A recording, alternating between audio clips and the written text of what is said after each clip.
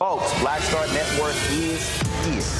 Hold no punches! I'm real revolutionary right now. Support this man, Black Media. He makes sure that our stories are told. Thank you for being the voice of Black America, Roland. Stay black. I love y'all. All momentum we have now, we have to keep this going. The video looks phenomenal. See, there's a difference between Black Star Network and Black-owned media and something like CNN. You can't be Black-owned media and be scared. It's time to be smart. Bring your eyeballs home. You dig?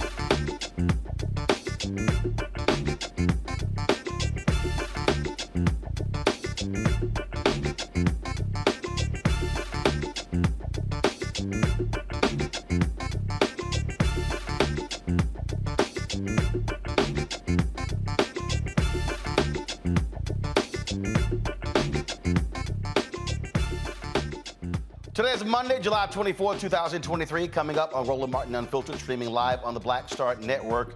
Carlee Russell, the black woman in Alabama who went missing for 2 days, now admits she was not kidnapped and made up the entire story.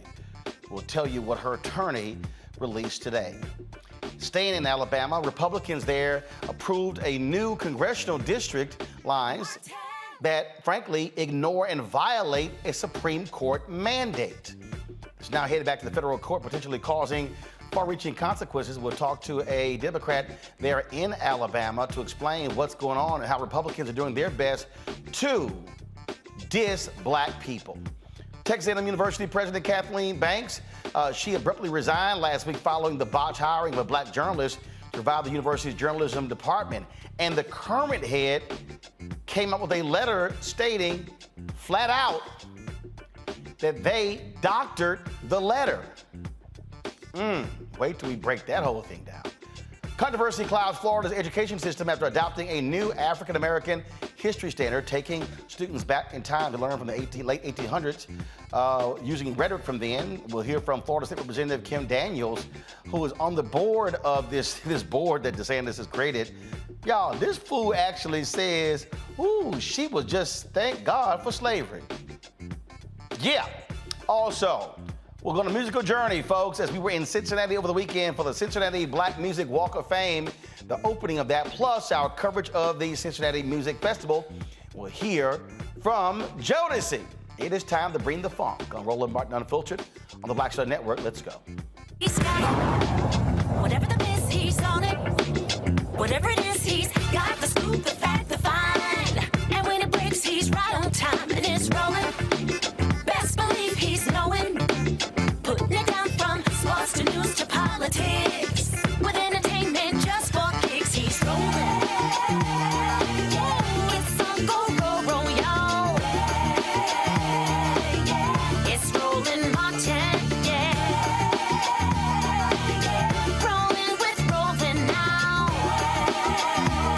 He's funk, he's fresh, he's real, the best, you know he's Roland Martin now.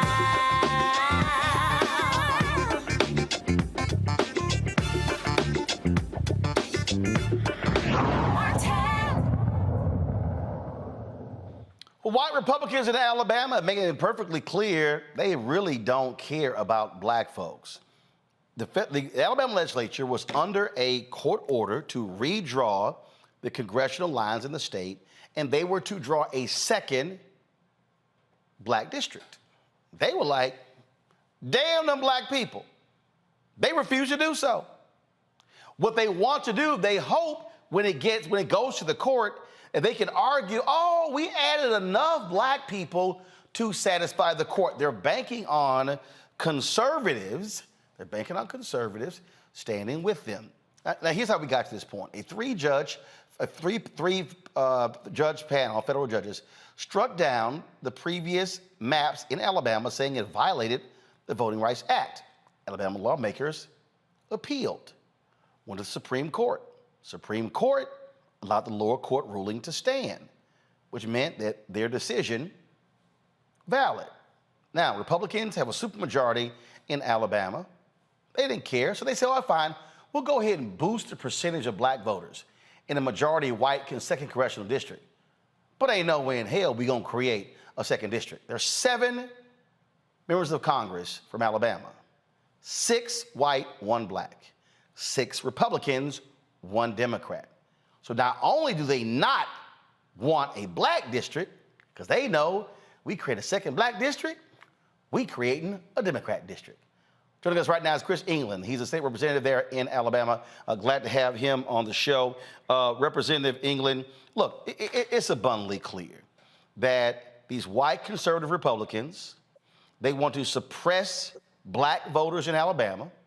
They do not want black people to have more representation, and they are using their power over the legislature to do this. And Alabama Governor Kay Ivey, she was quick to sign this into law. This, frankly, reminds me of how white Democrats during Jim Crow tried to ignore Supreme Court mandates. Just to be honest with you, it was a tough week.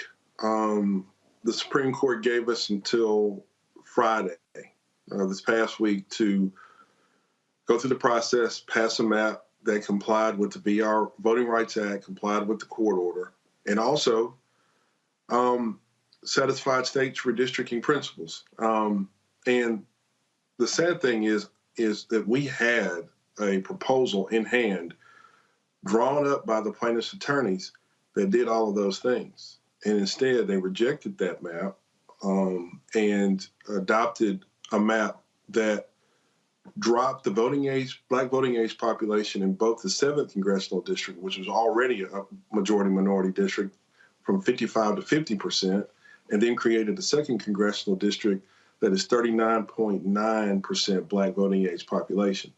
And the Supreme Court order clearly said you need to create a majority minority district or something quite close to it.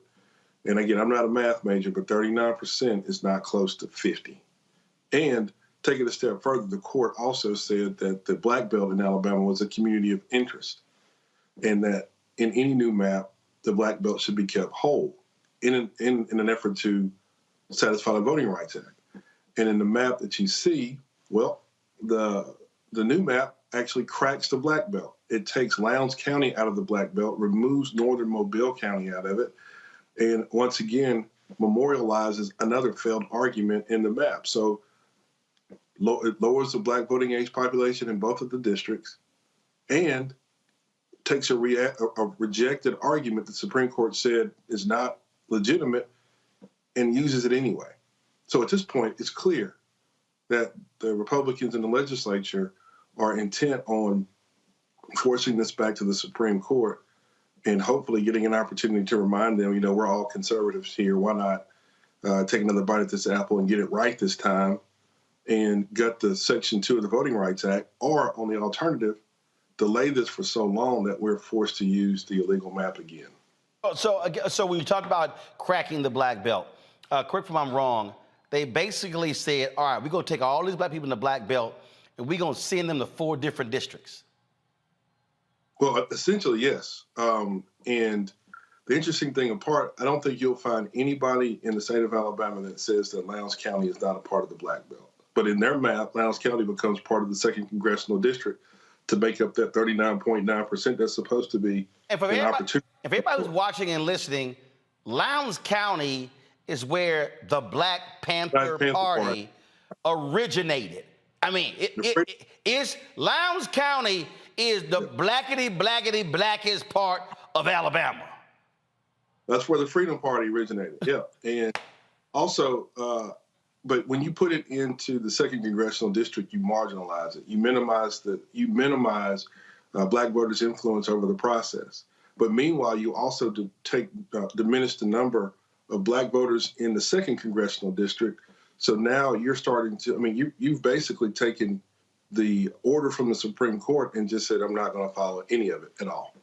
This is them completely ignoring Supreme Court ruling. So they always want to tell us, the Supreme Court is the final arbiter of the laws. You must follow the law. They are saying, damn the Supreme Court.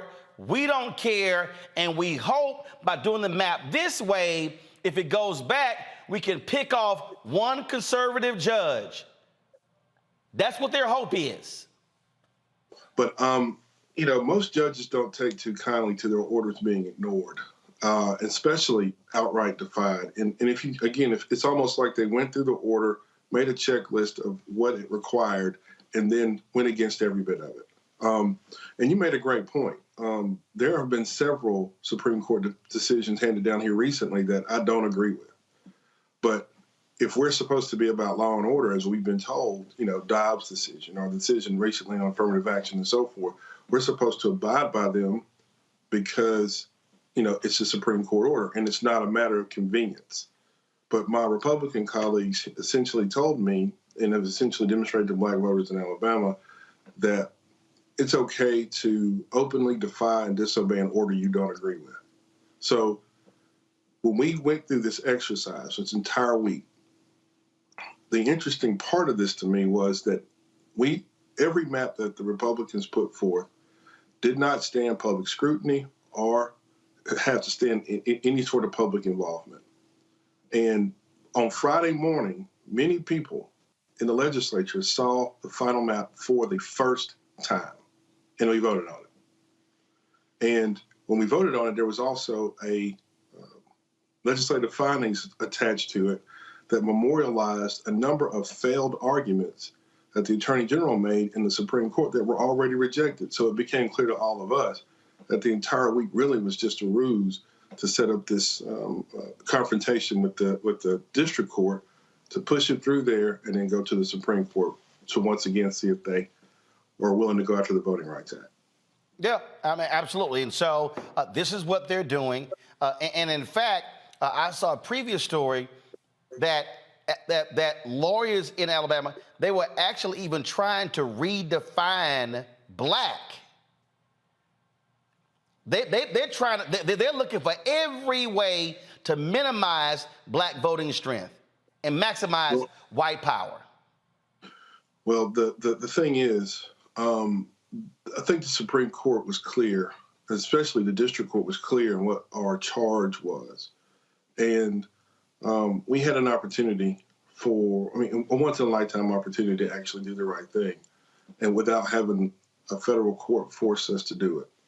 But as you know, Alabama's history is full of instances where we've been given this opportunity and we've been more than willing to allow the court to force us to do what's right. And, by the time we reached the end of this week and we started seeing iterations of this map and we started seeing things happen where it was clear that status quo was most important here. And then we find out that Speaker McCarthy reaches out to one of the Senate sponsors and tells him the most important thing for me is maintaining my majority, not following Supreme Court orders, not following the VRA, not doing what's right for the people of Alabama, but rather making sure that I have a majority. You kind of knew at this point that it didn't matter what the Supreme Court said. The most important thing to them was maintaining Republican majority in Congress and ultimately protecting the status quo in the state of Alabama. Absolutely. All right.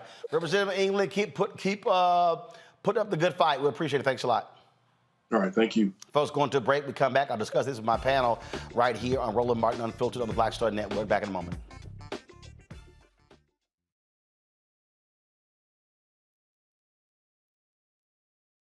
Next on The Frequency with me, Dee Barnes, actress, writer, and advocate Ray Dawn Chong is here to discuss her childhood and break down her life in Hollywood, a show you don't want to miss. Well, even at my peak when I was getting a lot of stuff, as soon as I was working a ton, I heard people whispering, oh, we don't want to pay her because we're giving her a break.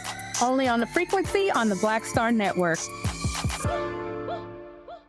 On the next Get Wealthy with me, Deborah Owens, America's Wealth Coach, Dexter Jenkins is a faith-based financial mentor with more than 20 years in the financial services industry.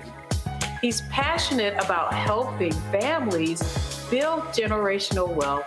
Even though I'm talking about things like prayer, I'm talking about things about reading the word, I'm talking about things like fellowship, I'm talking to members who are dealing with losing their houses, or I'm talking to members who, because of a lack of the handling their finances, they're working 2 and 3 jobs. And so what I'm finding is that they're not coming to church because they don't have a handle on their finances. We're talking how to get wealthy through faith and our finances on the next Get Wealthy right here only on Black Star Network.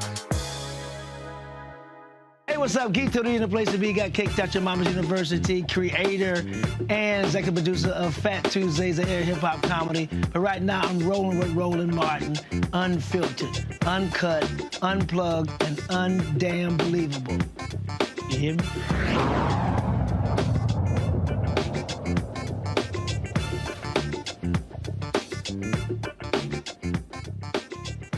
All right, folks, let me bring in our panel right now. We got lots to talk about here with them. We have, of course, Renita Shannon, former Georgia State Representative. Glad to have you on the show. Also, we have Makongo Dabinga, professorial lecturer, School of International Service at American University, joining us from D.C.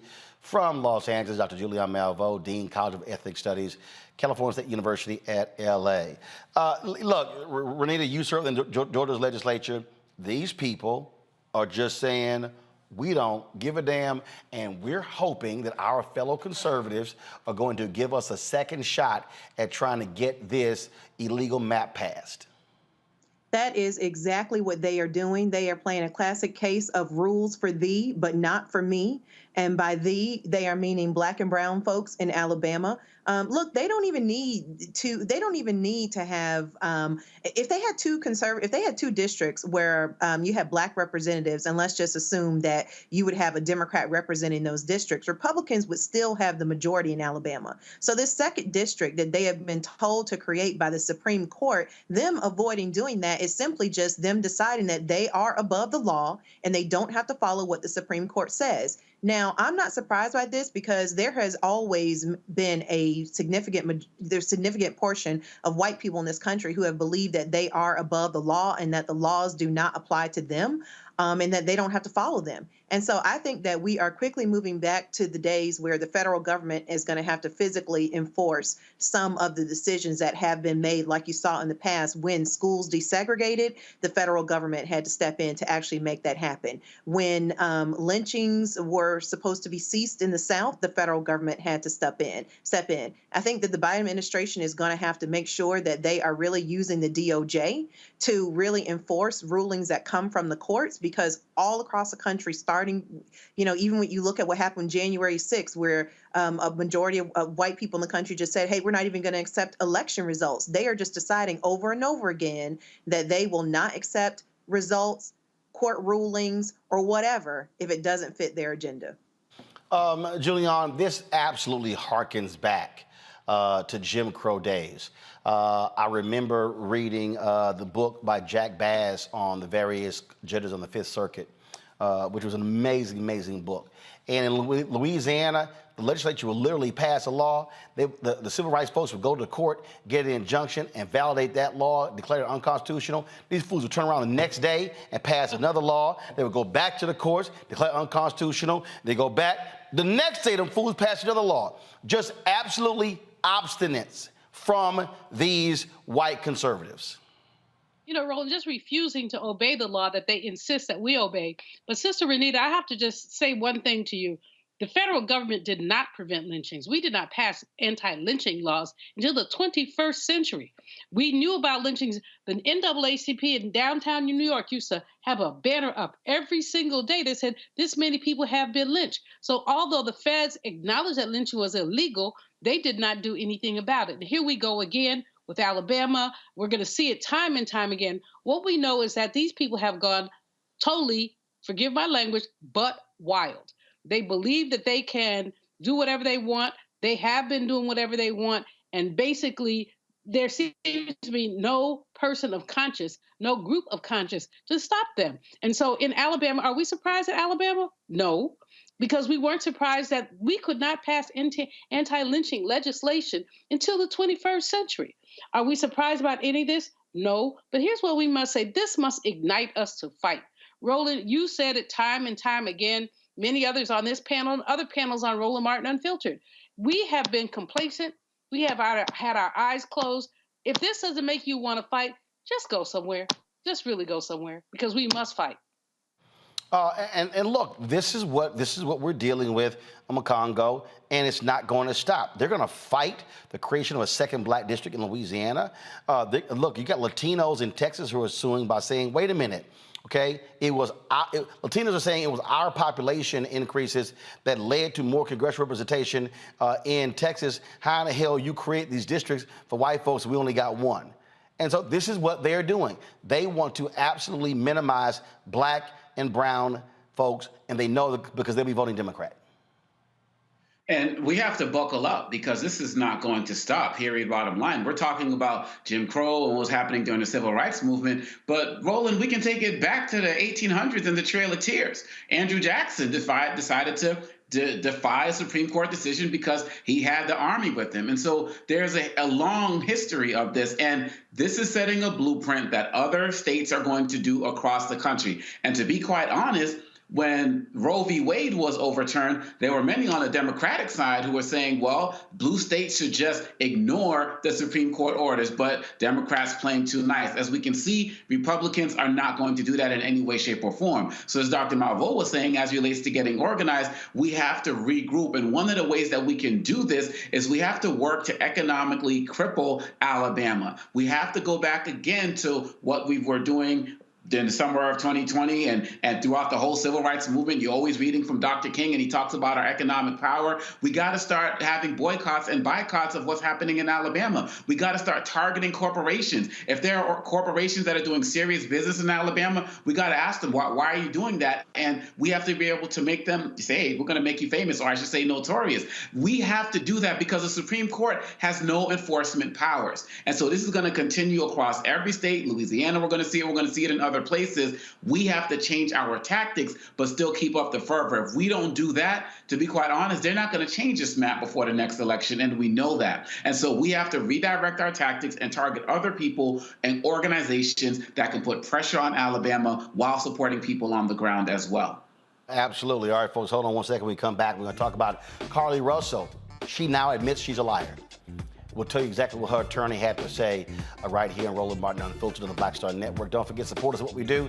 Download the Black Star Network app. Apple phone, Android phone, Apple TV, Android TV, Roku, Amazon Fire TV, Xbox One, Samsung Smart TV. Also, join our Bring the Funk fan club. Send your check and money order to P.O. Box 57196, Washington, D.C., 20037-0196. Cash App, $RM Unfiltered. PayPal, R Martin Unfiltered. Venmo is RM Unfiltered. Zelle, Roland at RolandSMartin.com. Roland at RolandMartinUnfiltered.com.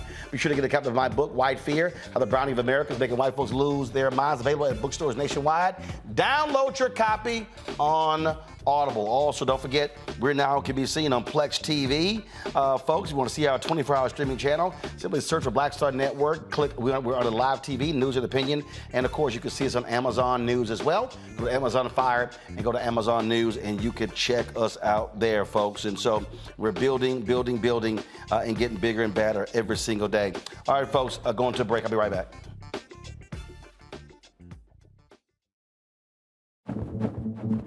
For decades, the tobacco industry has deliberately targeted Black communities and kids with marketing for menthol cigarettes.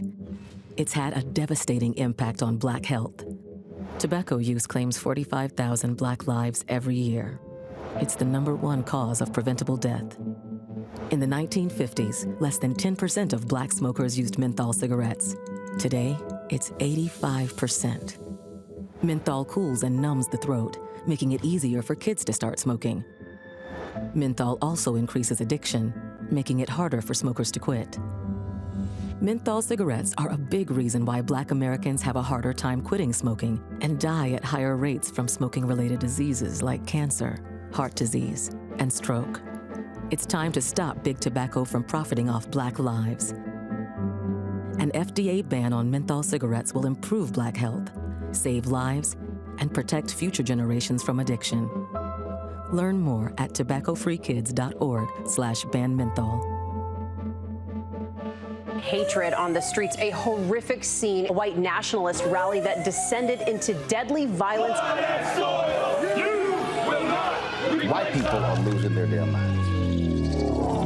as an angry pro-Trump mob storms the U.S. Capitol. We're about to see the rise of what I call white minority resistance. We have seen white folks in this country who simply cannot tolerate black folks voting. I think what we're seeing is the inevitable result of violent denial. This is part of American history. Every time that people of color have made progress, whether real or symbolic, there has been what Carol Anderson at Emory University calls white rage as a backlash. This is the rise of the Proud Boys and the Boogaloo Boys. America, there's going to be more of this. Here's all the Proud Boys, guys. This country is getting increasingly racist in its behaviors and its attitudes because of the fear of white people. The fear that they're taking our jobs, they're taking our resources, they're taking our women. This is white fear.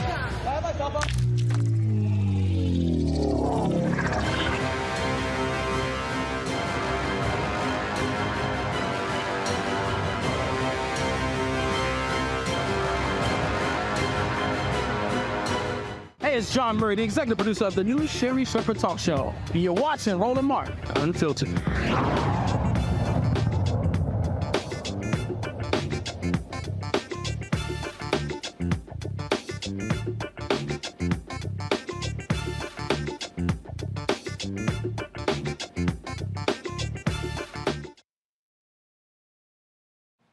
Carlee Russell is a liar, folks. Today, her attorney released a statement from her client that the story that she made up, what took place on July 13th, when she said that she was abducted after seeing a baby on the side of the Alabama highway, and she stopped to check on the toddler walking alone, was absolutely dead wrong. Today, Hoover Alabama Police Chief Nicholas Durzis read a statement from Carlee's attorney, Emory Anthony.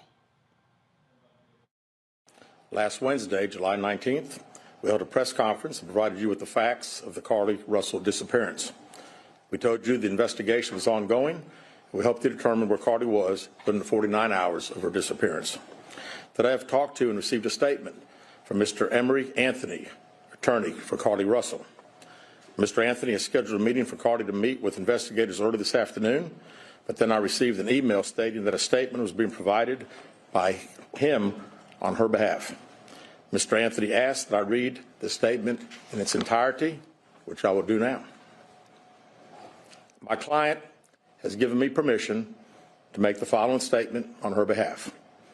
There was no kidnapping on Thursday, July 13th, 2023. My client did not see a baby on the side of the road. My client did not leave the Hoover area when she was identified as a missing person. My client did not have any help in this incident, but this was a single act done by herself.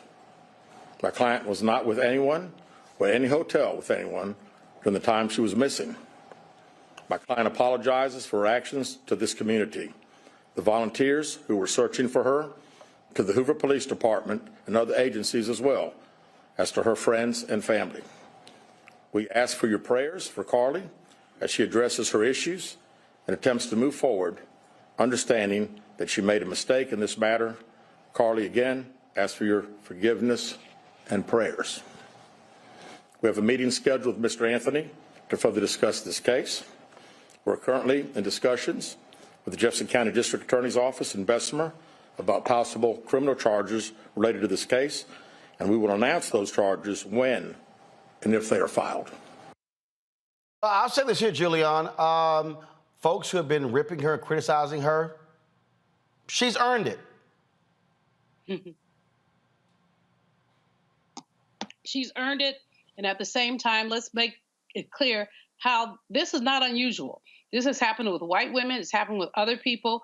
Because she's an African-American woman, two things are on the line. Number one, the next time a sister goes missing, there are going to be those who say, what about her? But they never say that about white people. And so we need to raise that. I'm not making any excuses for her. She's earned every piece of criticism that she deserves. One wants to know why one did that. But we have an answer: mental bloody illness. And guess what? When a white man shoots up a supermarket, they say mental illness. So this black woman pulled some hoax. It's horrible. I'd love for you to have an interview with her at some point, Roland, to find out what was going on in her mind. But let's be clear. We are living in a narcissistic age where everybody wants attention. She wanted attention. She pulled this stunt off. And she got many, many, many of us praying for her, thinking about her, funding the GoFundMes. Send the people that GoFundMe money back, please. Just send the people their money back.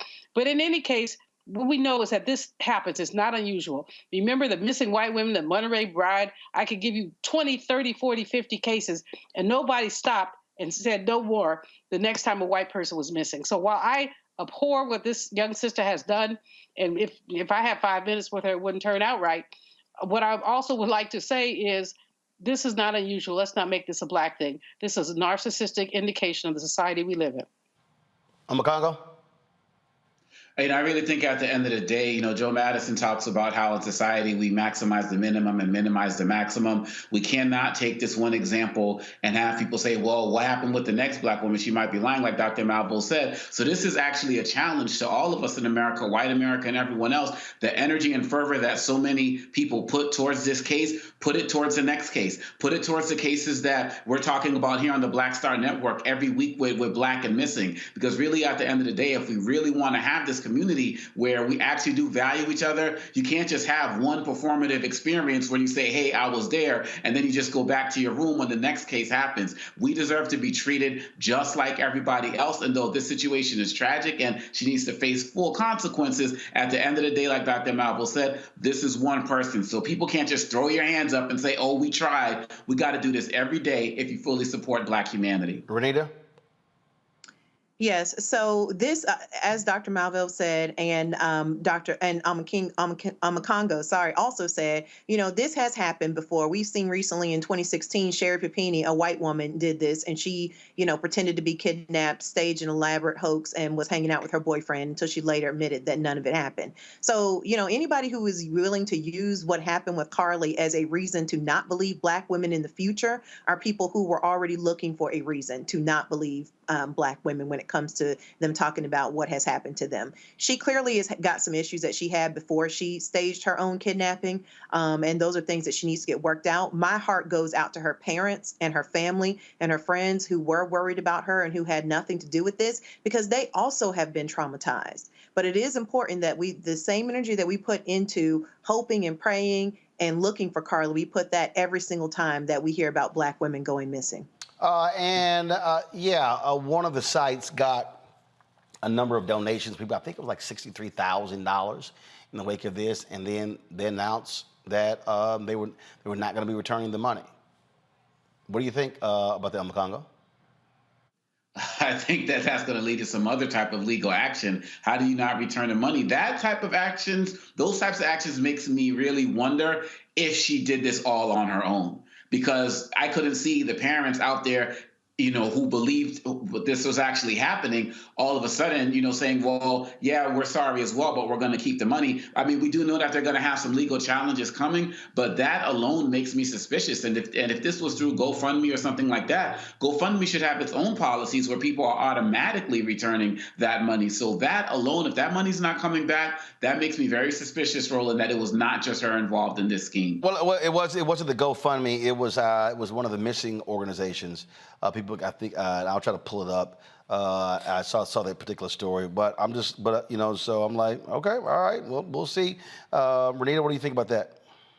Well, I think that obviously morally the right thing to do is to return the money. But I bet this is all going to come down to the fine print about what the organization said what they were raising money for, and that will determine whether or not the courts can force them to give the money back. But obviously the right thing to do is for them to give the money back. Julian. Absolutely. They should give the money back. This is absurd.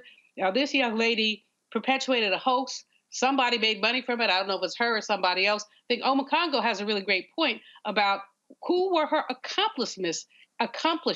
Okay, my tongue is tired. Accomplices in this nonsense. Who were the people who put up the GoFundMe page or the whatever page it was? But at the end of the day, I do not subscribe with the notion that all Black people are responsible for one Black person. So I remember back in the day, no, absolutely not. Back in the end of the day when something happened, first thing my grandmother used to say, something outrageous happened. Were they colored? And she would behave like, uh-oh, this is a blight on the whole race. I don't believe in that. But what I do believe is that there are white people who cherry pick our experiences and our pain and decide, okay, we're not going to pay attention anymore. As Renita said, meanwhile, back in the late 90s, early 2000s, about once a month, some white girl went missing. Either she was hiding from her husband, she was hanging out with a boyfriend, or she just needed a narcissistic fix. So let's not let this be representative of all Black women. Let's continue rolling the Black and Missing series because these folks are missing. And let's give all this sister both compassion, but also shade because what she did was horrible. No, absolutely, absolutely. All right, folks, got to go to a break. We come back, we're going to talk about Florida, their African-American class, their language about slavery. But wait till we show you this nutcase Florida state rep, what this holy roller actually said in a church. She may need to see a psychiatrist. You're watching Roland Martin Unfiltered on the Black Star Network. I'm Dr. Greg Carr, and coming up on the next Black Table, thinking about the Black freedom movement in a global way. Dr. John Monroe joins us to discuss his book, The Anti-Colonial Front, which maps the social justice movement in the United States and its impact internationally, from Asia to Africa, and how movements like anti-communism were used to slow down racial equality, like critical race theory today. Critical race theory today, communism back then, that's essentially mobilized to shut down any challenges to a given system of power. Connecting the civil rights movement to colonialism on the next Black Table, exclusively here on the Black Star Network. On the next Get Wealthy with me, Deborah Owens, America's Wealth Coach, Dexter Jenkins is a faith-based financial mentor with more than 20 years in the financial services industry. He's passionate about helping families build generational wealth. Even though I'm talking about things like prayer, I'm talking about things about reading the word, I'm talking about things like fellowship, I'm talking to members who are dealing with losing their houses, or I'm talking to members who, because of a lack of the handling their finances, they're working 2 and 3 jobs. And so what I'm finding is that they're not coming to church because they don't have a handle on their finances. We're talking how to get wealthy through faith and our finances on the next Get Wealthy, right here, only on Black Star Network. Hey, what's up? It's Tammy Roman. Hey, it's John Murray, the executive producer of the new Sherry Shepherd Talk Show. It's me, Sherry Shepherd, and you know what you're watching, Roland Martin Unfiltered.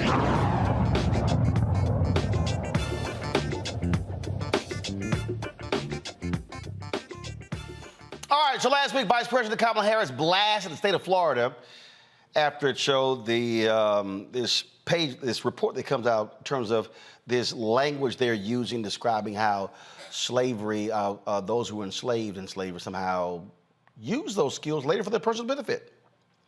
A lot of people have been ripping Florida for this.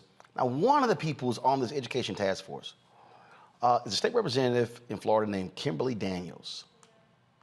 Now, after this came out, these past comments she made came to light. And again, she's on the Florida African American History Task Force.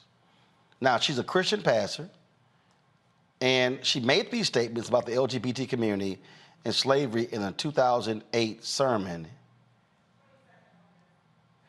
Hear this BS. But the Jews own everything. I thank God for slavery. I thank God for the crack house. If it wasn't for the crack house, come on somebody, God wouldn't have never been able to use me how he can use me now. And if it wasn't for slavery, I might be somewhere in Africa worshiping a tree.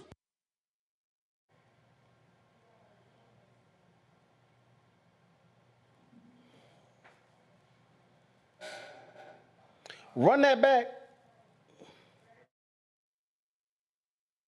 And talk about the Holocaust, but the Jews own everything. I thank God for slavery.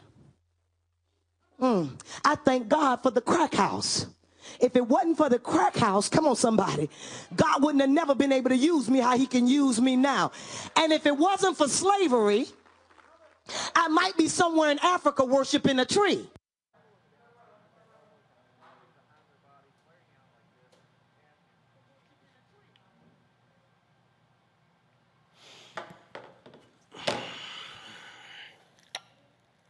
Run that back one more time. But the Jews own everything. I thank God for slavery. I thank God for the crack house. If it wasn't for the crack house, come on somebody, God wouldn't have never been able to use me how he can use me now. And if it wasn't for slavery, I might be somewhere in Africa worshiping a tree.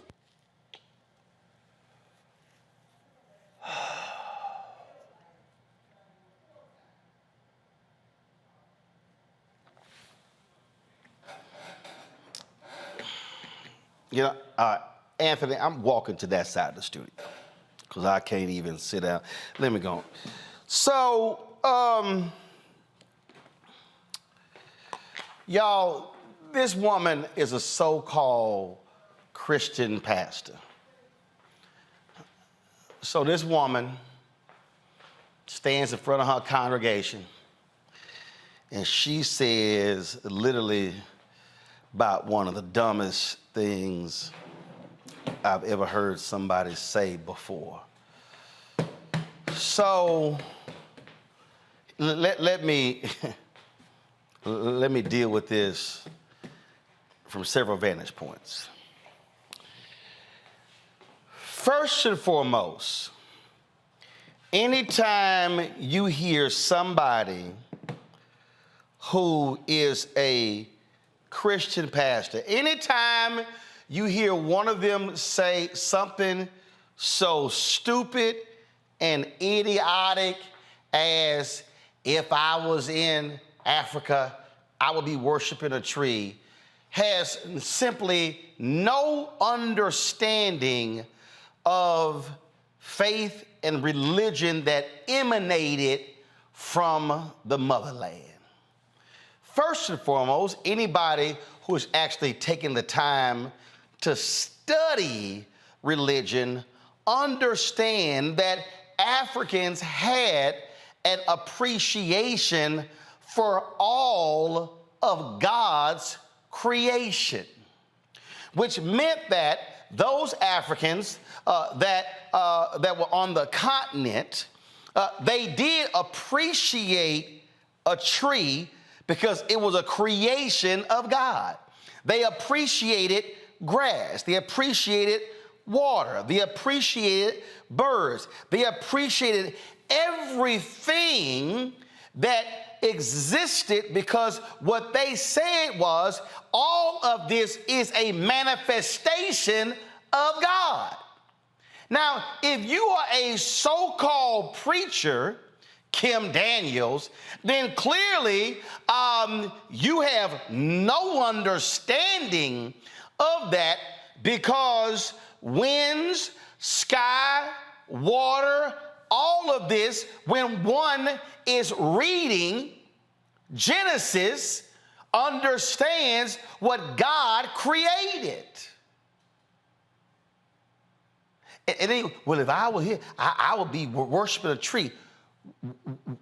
Can you please show me where in your theological training that came from? In fact, y'all look up for a second the bio of Kim Daniels. Let's just make sure she even went to theology school. Because see, that's really part of the problem with a whole bunch of these folk. A whole bunch of them are bootleg preachers.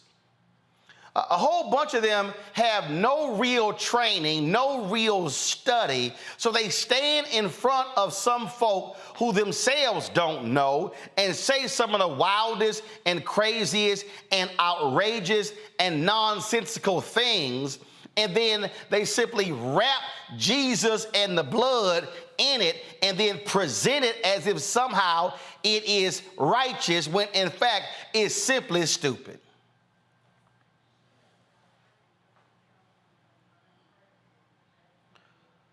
So, okay, so she has a doctorate in what? In Christian counseling from the unaccredited Jacksonville Theological Seminary.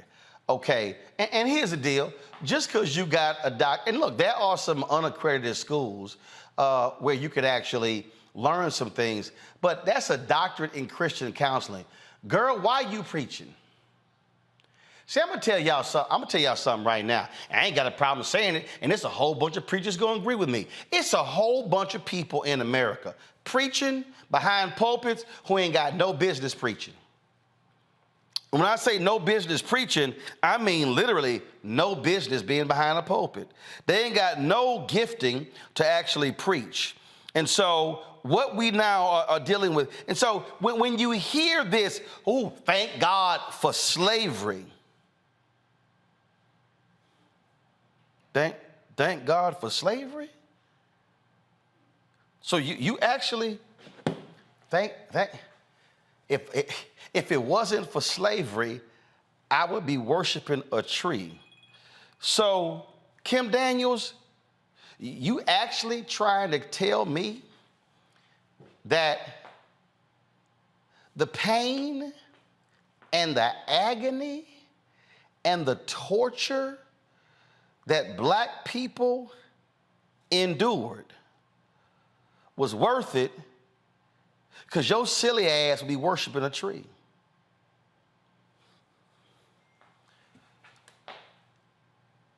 This is the same white Christianity that was used to justify slavery. These are the same. See, we ain't talking John Brown Christians. No. We're talking hate-filled, racist murderers who use the name of Jesus to justify their actions.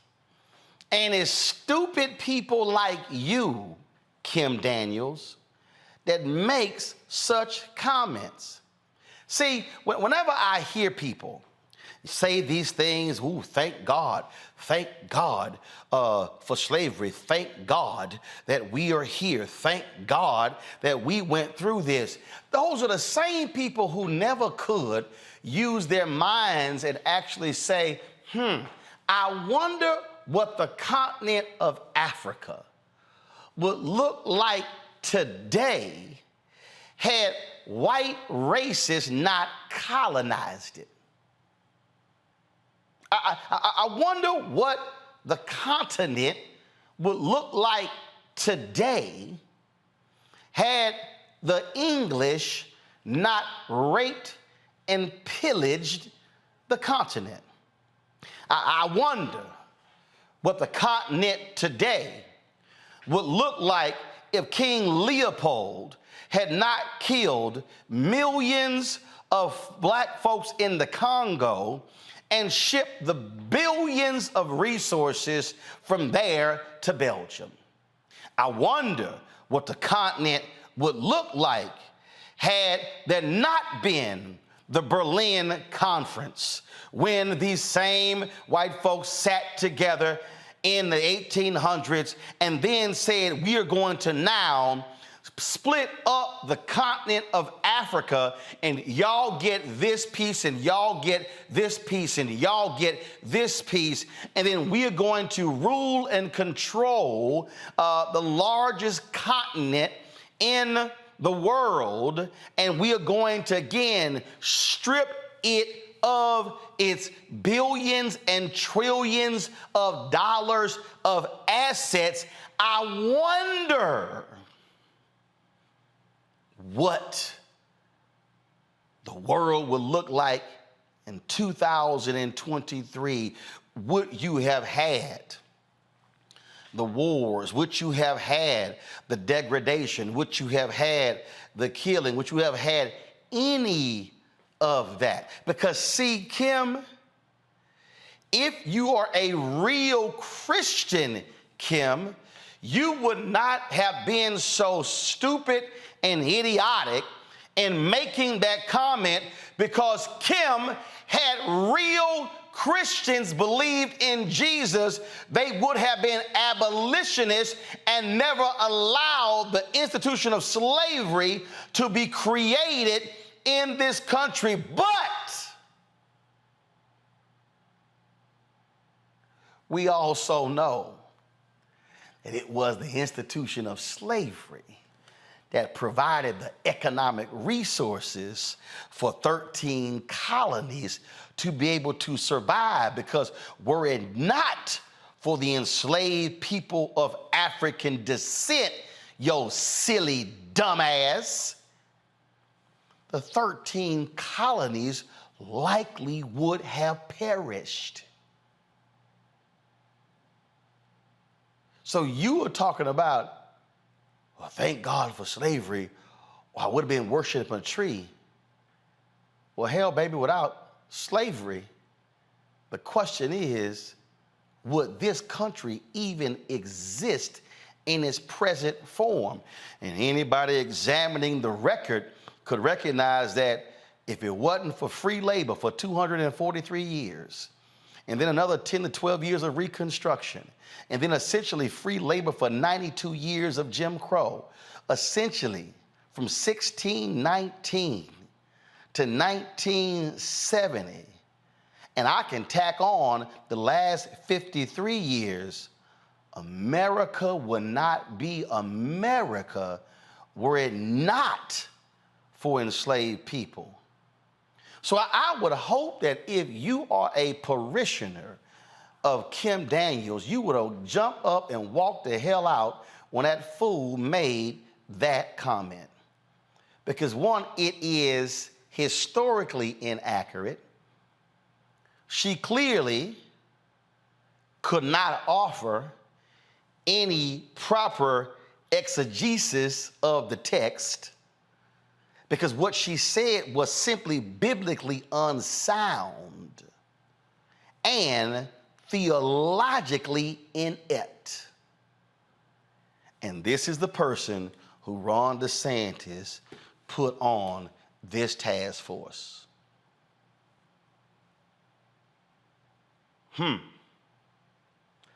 No shock. No shock at all. Let me go to a panel. Omakongo, your thoughts on this fool? Wow, where to start? This is why I wrote the book Lies About Black People, because, you know, so many times we as Black people ourselves believe the lies about our own inferiority. When we talk about African societies, we have to understand that the concept of the Holy Trinity came from Africa. The Greek names were Isis, Osiris, and Horus, but they were also known as Oser, Aset, and Heru. That's where the original cross came from the Egyptian Ankh. When I was in undergrad at Georgetown, my final paper was on the religious and linguistic similarities between ancient Africans and contemporary traditional Africans. So this idea that Africans didn't have monotheistic gods and beliefs is just complete fallacy. You know, my dad, who was a reverend, got his PhD from Harvard Divinity School and wrote the paper in the 70s that fundamentally transformed the school that led to the hiring of the first Black dean. And at Harvard Divinity School, he talked often about African spiritual and religious beliefs. So the facts are clear. And so that's that aspect of it. Now coming to her current ignorance, the fact of the matter is that she is, and she's billed as a Democrat, so people can say that his committee now is bipartisan. This is a woman who's part of this educational committee that I can't find any other educators on of the 6 new people who were placed on this committee. And so the other ones who were placed on it are more extreme than she is. One of these guys who wasn't an educator was like the head of the Florida lottery. So these are the people, the Black faces that Ron DeSantis is putting in front of people to say that I got Black people working on this. I got Black people doing this. And if they are saying this, then there can't be a problem with it. If they are saying that, you know, people benefited from slavery, then there can't be a problem with it. The fact of the matter is we didn't learn skills here being enslaved. We already had the skills, which is why they brought us here in the first place. So at the end of the day, what DeSantis is doing is evil, it's scary, and throughout history, as we all know on this panel, they can always find Black faces to support their ignorance and destruction of Black culture, and she's the latest and most embarrassing example of it. The thing here, Renita, that really trips me out.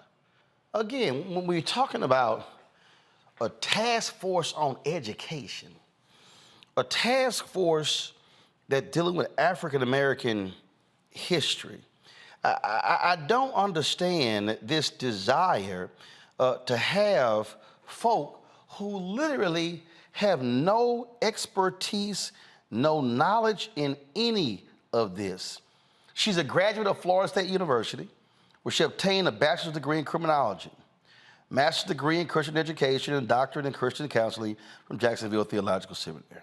Okay, all right. So you go through all of this. Why are you on a task force dealing with education? Oh, I absolutely understand it. She is not on the task force because of her background or her credentials. She is on the task force because she is willing to advance white supremacy. She is willing to say what they want her to say and to be a cover for what Florida is doing. And not only Florida, but other states as well have changed the way curriculum looks. And so that's what her qualification is, that she's willing to go along with the foolishness and actually justify the foolishness. You know, not only is she using Christianity to advance white supremacy, but she's also using Christianity to justify anti-Blackness. I took her comments around she would still be in Africa worshiping a tree really to promote and endorse stereotypes about African people. That's the way I took it. I understand that, you know, a few others were saying that she was critiquing African religion, but I think that she is really just somebody who endorses and promotes stereotypes about African people, which, you know, many people are working to undo these harmful stereotypes that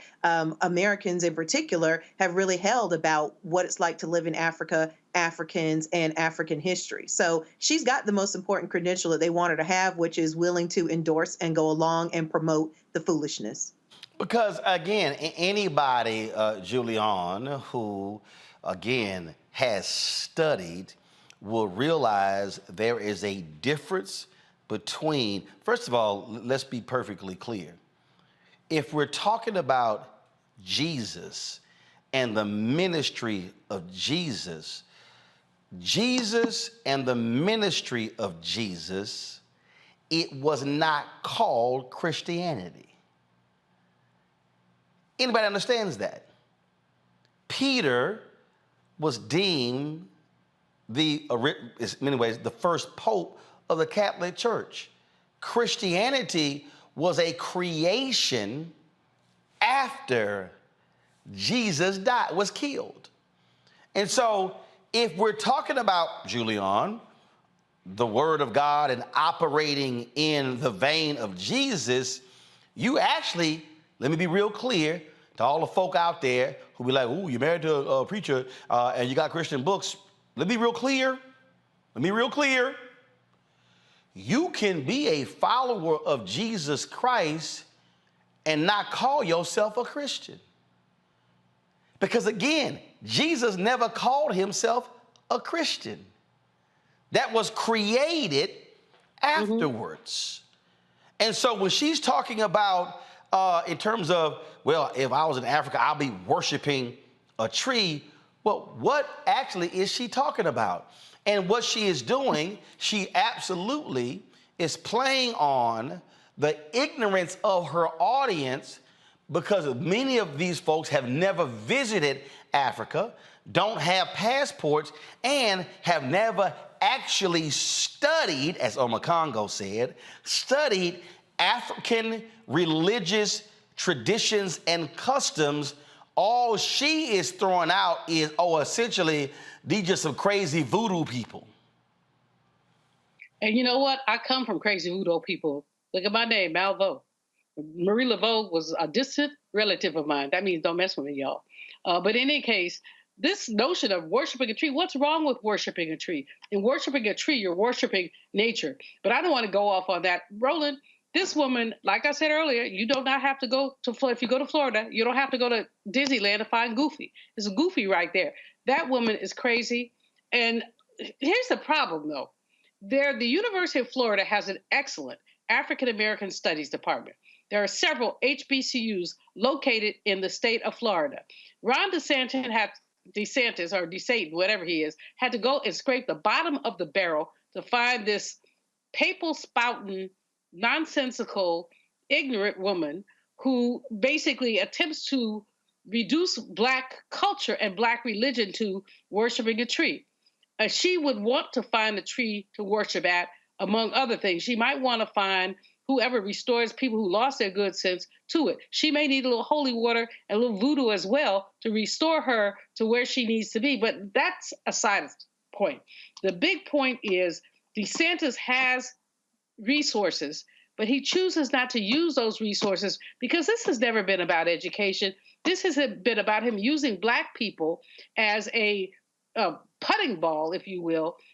Forgive the golf reference, but I'm not sure what to say. But using us to make inroads into the presidential race. He is basically pipping off of the orange man's racism to say, we won't teach right, we won't teach right, we won't teach right. The worst thing, I mean, I haven't read the whole thing, but the whole notion that people benefit from enslavement. Yeah, who? All of the United States. But even more than that, these were things they could use in later life. How many states outlawed the use of our tools? So you might have been a blacksmith in enslavement, but if you moved to the wrong county or community where there was a white blacksmith, you could be taken out, your tools could be taken from you. So this is just nonsense, but we know it's nonsense. The question is not that it's nonsense, is what do we do about this nonsense? Because it is nonsense, but it's a nonsense that is a currency of the day. Oh, absolutely. And I just need people to just really understand what we're dealing with here. And so I'm looking here because you have different folks out there who have been posting about this. Again, you have a Black member of this board, of this task force, who is highly critical of Vice President Kamala Harris by condemning what she said that she is absolutely wrong for what she said, saying she did not study any of this. She did not read any of these particular the particulars. We're talking about 191 pages of this, but overall, like, you can get caught up in this whole back and forth over this and that and here. But the most important thing that I need people to understand is that what you are seeing, and I'm gonna deal with this last round of comments from my panel before we go to the break. What we are witnessing, folks, we are witnessing how Republicans want to use education to now maintain the warped American history that we have always been subjected to. So really what they're angry about, Renita, and which is why they hate the 1619 Project, why they attach woke to everything, why they are just constantly criticizing any number of things. Really what this thing is about is they do not in any way want folk to be able to speak a level of truth to correct the lies that we have been told that have been perpetuated through the white American education system. It's funny you brought up the 1619 Project, because that's exactly what I was thinking about. And I was thinking about that because what they are doing is a fool's errand. They are assuming that they can teach whatever they want to teach in schools, and that will change the thoughts and perceptions of the next generation about what white supremacy has been in this country. And that is dead wrong.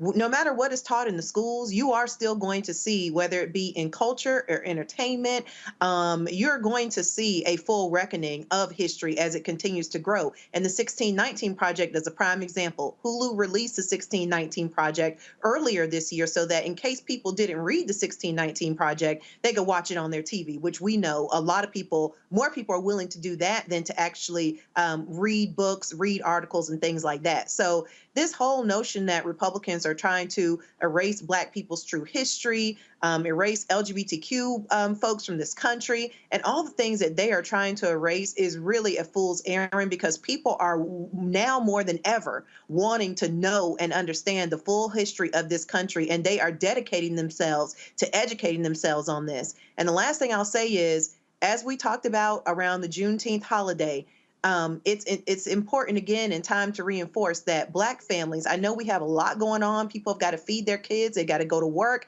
They got to take care of their families. But it is now more important than ever that we spend opportunities like Juneteenth and any time that we can educating our young ones about our history so that we cannot be easily turned around and dissuaded by what we see is now advancing in public education. Congo. State Rep Bernie Jack, who's one of the members of the 6 new appointees, has said that diversity and DEI has no place in K-12 education. These are the people that DeSantis has put into place. And before the new members of this board were selected, he already had his legislation, which led to administrators going into classrooms in places like Pensacola, Florida, and removing pictures of Obama and from the classroom, telling the teachers, I believe his name was James, that Michael James or something of the sort, that this is not age appropriate to have a picture of Obama up on your wall. And so when Ron DeSantis is asked about this and he says, well, I don't have anything to do with it, you're the one who wrote the law. You're the one who appointed the commission. You're the one who dictated what could be put in these schools. So going off of Anita's point, we have to stay active. Where are the teachers' unions? When I was down in Florida working with teachers late last year, and many of them were so angry and frustrated and crying and scared, we got to take to the streets. There should be strikes that are happening. If people let them know. And also, let's talk about what he did with the AP courses as well. So this is an ongoing process. People have to not just march with their tweets, they got to march with their feet. They got to shut this stuff down, because really at the end of the day, if we don't get out there and fight, then this is going to continue. And lastly, following up again on Renita's point, Sunday schools, everything we have to use in our communities, like members of our Jewish families do in our society, using school churches, using community centers as another place to start empowering our people, because we already know. I got a whole chapter on critical race theory in my book. I wish it was being taught in K-12 schools, because we already know we weren't getting enough Black history in school as it was. And now what little we were getting, they want to get rid of that. We got to reclaim it in all of the spaces that we own and occupy as we also fight this school system. So obviously Representative Daniels, not happy with all this heat coming. She posted this on her Facebook page today. A statement from State Representative Kimberly Daniels on Black History Standards. I was appointed to the African American History Task Force by Florida Commissioner of Education, Manny Diaz. Of the meetings I attended, let me shrink this so y'all can see it. Of the meetings I attended, I never participated in any conversation about the state's Black history standards. In fact, I was never consulted about these standards. I disagree with and would have immediately challenged and resisted any notion that slavery was a benefit to African Americans. I'm a Black woman who was born in the early 1960s. I understand the atrocities of racial oppression and Jim Crow. I lived it. The thank God for slavery political ploy was taken out of context from a message I preached 15 years ago. The message was not about slavery, but about overcoming obstacles in life as a believer of Jesus Christ. Taking it out of that setting and putting it in any other context is simply slanderous. Please publish this message in full without paraphrasing or distorting its original message. Okay, Kim, but here's the whole deal, Kim. You said it. And the reality is, you were clear in what you said. Now, first and foremost, what you should do, because this is what I told Reverend Jeremiah Rice Church Trinity to do when they were attacking him when Obama was running, publish the whole sermon. But the reality is here. You said it. You said, thank God for slavery, because if not, I would be an African worshiping a tree. What's out of context? But that's neither here nor there. Julian, your comment about her statement saying, I ain't had nothing to do with this. You know, this woman is hilarious. I mean, do they have a comedy network anymore? Because if they do, she should be on it. I guess I'm letting you know that I don't watch that stuff, but somebody should. Yeah, publish the sermon in its entirety. Make the connection between enslavement and a tree. Make the connection between the nonsense you said and the fact that you're on this commission. If you had been there, you would have said something. Well, you haven't said anything, lady. You haven't said a thing. You've allowed this nonsense about our people to go down, and you have basically implicitly endorsed that DeSatan man who said that there were some benefits to enslavement. So she has nothing to say. And then to have the temerity to publish at the bottom of her stupid statement, don't take it out of context. Lady, you are out of context. There is no context for the kind of ignorance that you've been espouting. No context for you being on that commission. You say you're a Black woman born in the early 60s. Okay, I'm a Black woman born in the early 50s. And let me make it clear to you, whatever you went through, you did not incorporate it. You were sitting here basically co-signing the devil under the rubric of the Lord Jesus Christ. Shame on you. And I'm not going to tell you where you're going, but you're probably going to find a lot of company there. All right, folks, got to go to a break. We'll be back. Roland.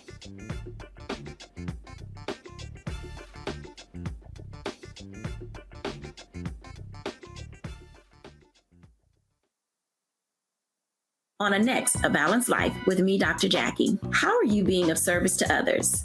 Doing for someone beside yourself is such a big part of living a balanced life. We'll talk about what that means, the generation that missed that message, and the price that we're all paying as a result. Well, now all I see is mama getting up in the morning, going to work, maybe dropping me off at school, then coming back home at night. And then I really didn't have any type of time with the person that really was there to nurture me and prepare me and to show me what a life looked like and what service looked like. That's all on a next, A Balanced Life with me, Dr. Jackie, here at Black Star Network. On the next Get Wealthy with me, Deborah Owens, America's Wealth Coach, financial literacy. Without it, wealth is just a pipe dream. And yet, half of our schools in this country don't even teach it to our kids. You're going to hear from a woman who's determined to change all that. Not only here, but around the world. World of Money is the leading provider of immersive financial education for children ages 7 to 18. We provide 120 online and classroom hours of financial education. That's right here on Get Wealthy on Black Star Network.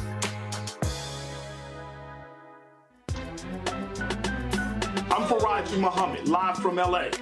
And this is The Culture. The Culture is a two-way conversation. You and me. We talk about the stories, politics, the good, the bad, and the downright ugly. So join our community every day at 3 p.m. Eastern and let your voice be heard. Hey, we're all in this together. So let's talk about it and see what kind of trouble we can get into. It's The Culture, weekdays at 3, only on the Black Star Network. Hello, I'm Jamia Pugh. I am from Coatesville, Pennsylvania, just an hour right outside of Philadelphia. My name is Jasmine Pugh. I'm also from Coatesville, Pennsylvania. You are watching Roland Martin Unfiltered. Stay right here.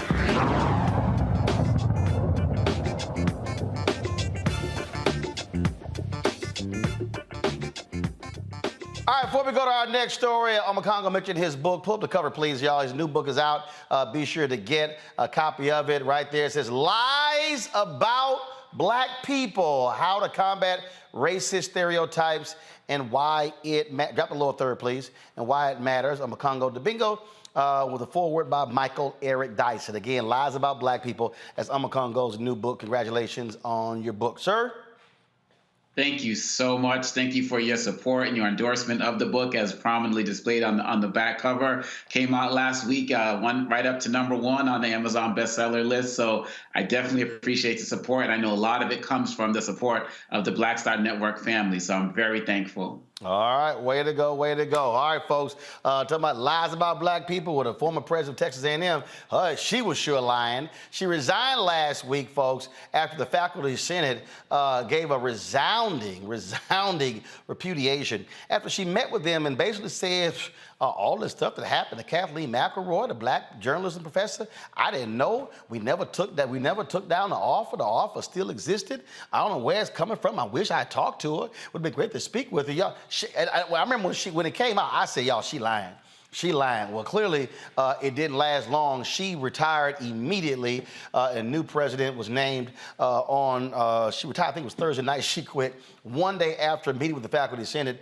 The video is available online, y'all. It really is. Speaking of Comedy Central, it's all full of, it's just a belly full of laughs.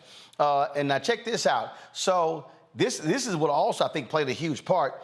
And y'all remember what happened? So they had this big thing where they were going to hire Kathleen McElroy, Texas A&M graduate. She, of course, teaches at the University of Texas. And so she used to run that journalism department. She worked at the New York Times. And so all these people start crying and complaining. Oh, they start hearing stuff about, well, DEI, race, diversity. And so then the Board of Regents pretty much told the president, nix this. And so they came back. They gave her a second offer, 5-year non-tenure, came back with a third offer, a 1-year deal. It was all so stupid. And so she told Texas Tribune. Well, the president came out and said, oh, Texas Tribune, the article was wrong. Never asked for a retraction. And she just says all the stuff 9 days later. Check this out. This is actually from the current head of the department. He dropped this from his lawyer. Ooh, go to my iPad. Lord, Hart Blanton as to non-hiring of Kathleen McElroy. Y'all want to, this is crazy. He heads the Texas A&M University Department of Communication and Journalism. And so he's a lawyer, says he makes the following statement in his personal capacity. He does not foresee offering further public comment on the situation, and our firm has no comment to add. This is what he dropped, Julian, Omokongo, and Renita. I am concerned that the public has been misled regarding some of the circumstances regarding the failed attempt to hire Kathleen McElroy as professor and director of the A&M journalism program. I also speak out to object to race having been considered in her treatment. These tragic events were inconsistent with the many professional, welcoming, and honest A&M faculty and administrators I know.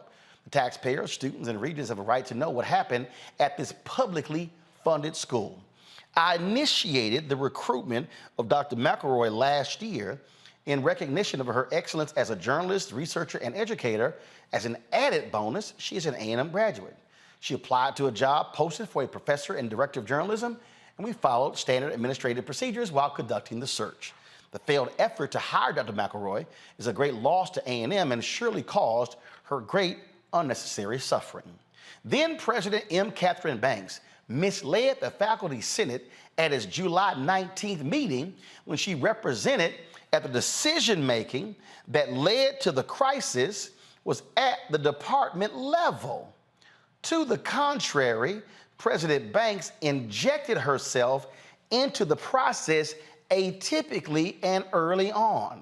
The unusual level of scrutiny being given to the hiring of Dr. McElroy was acknowledged by one administrator to have been based, at least in part, on race. Regardless of the source of any such pressure, I understand it to be illegal for any employer, much less a public university, to subject a job candidate to stricter scrutiny due to her race or color. I was shocked to learn an earlier draft of a job offer letter for Dr. McElroy was altered and sent to her without my advance knowledge. The altered draft retained my electronic signature, but reduced the appointment from an earlier discussed multi-year term to one. On Thursday, July 21st, 2023, I shared related materials with university legal staff. I was pleased to see that the president then resigned Friday, July 22nd. Texas A&M cannot have its leaders misleading the faculty, public, or policymakers about how we conduct business. I request a full and independent investigation of these incidents be conducted lest they be repeated. Damn, Omokongo. Wow. Talk about ether. So I felt like I knew the president was just BSing from the beginning, and I'm not even as deep into this as you are, Roland. But we can see at the end of the day, when it comes down to it, these folks will throw each other under the bus rather than just fess up and recognize that they were wrong and offer this sister what she rightfully deserves. This is embarrassing, and I'm so glad, to be quite honest, that this has become such a national story. It would not have without the Black Star Network reporting this and having real journalism go into this. this, and not just because of your affiliation with the university, Roland, but because of your commitment to truth. And so right now we are seeing that at Texas A&M, people are going to be circling the wagons. There's probably many people calling lawyers right now to make sure that they are protected, because there's going to be a financial price to pay for this in some way, shape, or form. And I hope that this is putting other universities on blast that are following the laws and the rules of people like Governor Abbott and Governor DeSantis, because there's going to be an economic backlash in the form of many lawsuits from what's happening to our schools across this country as relates to the destruction and defunding of DEI initiatives, as well as hires that don't represent the white population. And this is just the biggest and most important story that we need to follow right now. Renita. This is a really important story, and it's important for a lot of reasons. This is a point of it should be, and I hope it will be, a point of civic education. I mean, obviously, the president of this university lied about not being involved, but this does need to be investigated, because we do need to know if the Board of Regents was involved. The Board of Regents is a structure that most voters, most folks don't even think about, or not even aware of what the powers of the Board of Regents are. You know, here in Georgia, the Board of Regents elects the university presidents. They have influence on their budget, influence on curriculum. I mean, they have a heavy, heavy hand in how universities operate. And so we have had, folks figure out here in Georgia, when the Board of Regents has done something that they don't like, they've shown up and protested. And so I really hope that there is a full investigation as to what happened here. And if there was any undue influence by the Board of Regents, that folks are also holding them accountable in Texas as well. Well, Julian, not just the Board of Regents, but Texas Governor Greg Abbott, because he is the architect of all of this DEI hysteria in the state that these white conservatives are responding to. And he also is the one who appointed every single member of this Board of Regents, including the black chair, Bill Mayholmes, who is quiet as hell. Bruh, you gonna have some guts and speak up? Roland, if you peel back the layers of higher education politics, the fact is that the Texas A&M could be in trouble with their accreditors, because there are strict lines that are drawn between the governor, who appoints the trustees, the Board of Governors, between the faculty affairs side that basically appoints faculty. And these are supposed to be strict lines. Unless someone has gone off and said, I'm going to join the KKK or something like that, the trustees should not be involved in faculty appointments. So that already raises flags for their accreditors, and the accreditor, SACS, the Southern Association of Colleges and Schools, does not look kindly on that. So that's number one. But number two, ignoring all this whole notion of what higher education hierarchy is, the other piece of this is just a sheer racism, and then the CYA nature of the memo that you just shared. This guy's like, I ain't in it. I ain't in it, but you are in it, dude. You are in it because you allowed it to go on. If you wanted to, you should have called your president out some time ago. Don't tell me this all happened behind closed doors. In fact, there was a movement to discredit this sister, and I hope that she sues them to high heaven. But it's not just about a lawsuit. I hope, Roland, you've talked about you're not going to any more games. I won't say I find that hard to believe, but I know how much you love your alma mater. But I have not actually been to a game in 5 years. Very good. I appreciate that. But, people need to boycott. The economic revenue needs to be turned up. The athletes have enormous power here. They can pull their numbers. They can say, no, we're not doing this anymore. So people have leverage. It's not about this sister only. Of course, it's about her. She's the tip of the iceberg. But it's about the attack on Blackness. It's about the attack on Black excellence. It's about the attack on the presence of Black people in the academy. Let's not forget that it was but 50 years ago, we're going from college to college. First Black professor here, first Black professor there. Now are we going to be going back and saying last Black professor here, last Black professor there, because of the deleterious racist, I'm going to just call it what they are, racist actions of these people who do not believe that a sister who's reported on race for the New York Times is qualified to be the leader in the communications and journalism department. We all know that she's qualified. We know that she knows what she's doing. What we know is that white folks are threatened by brilliant Black people. And there we go. All right, folks, hold tight 1 second. We come back, our Black and Missing, plus also, man, a sad story involving one of the chefs of the Obamas who used to work at the White House. We'll tell you about that when we come back on Roland Martin Unfiltered on the Black Star Network. When you talk about blackness and what happens in black culture, we're about covering these things that matter to us, speaking to our issues and concerns. This is a genuine people-powered movement. There's a lot of stuff that we're not getting. You get it, and you spread the word. We wish to plead our own cause. Too long have others spoken for us. We cannot tell our own story if we can't pay for it. This is about covering us. Invest in black-owned media. Your dollars matter. We don't have to keep asking them to cover our stuff. So please support us in what we do, folks. We want to hit 2,000 people, $50 this month, raise $100,000. We're behind 100,000, so we want to hit that. Y'all money makes this possible. Check some money orders. Go to P.O. Box 57196, Washington, D.C. 20037-0196. The Cash App is $RM Unfiltered. PayPal is R Martin Unfiltered. Venmo is RM Unfiltered. Zelle is Roland at RolandSMartin.com. I'm Faraji Muhammad, live from LA.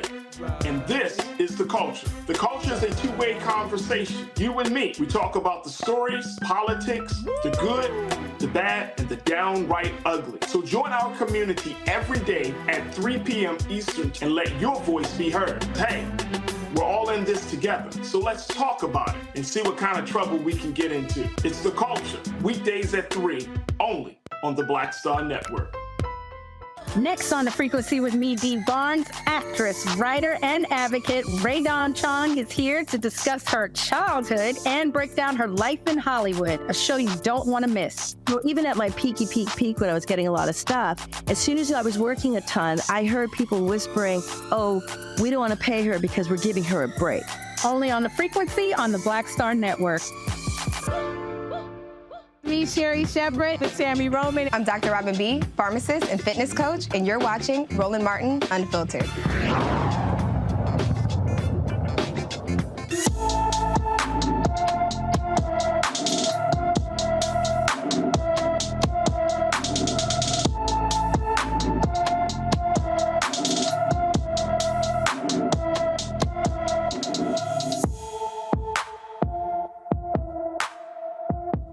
Anaya Burleson has been missing from Dallas since June 25th. The 16-year-old is 5 feet 5 inches tall, weighs 185 pounds, with black hair and brown eyes. Anyone with information about Anaya Burleson is urged to call the Dallas Police Department at 214-744-4444.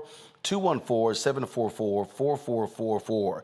Shocking and stunning video out of Ohio where a black man unarmed was viciously attacked by a canine dog. And he was surrendering as well. Folks, according to a redacted Ohio State Highway Patrol case, authorities pulled Jadarius Rose over for failing to stop for an inspection.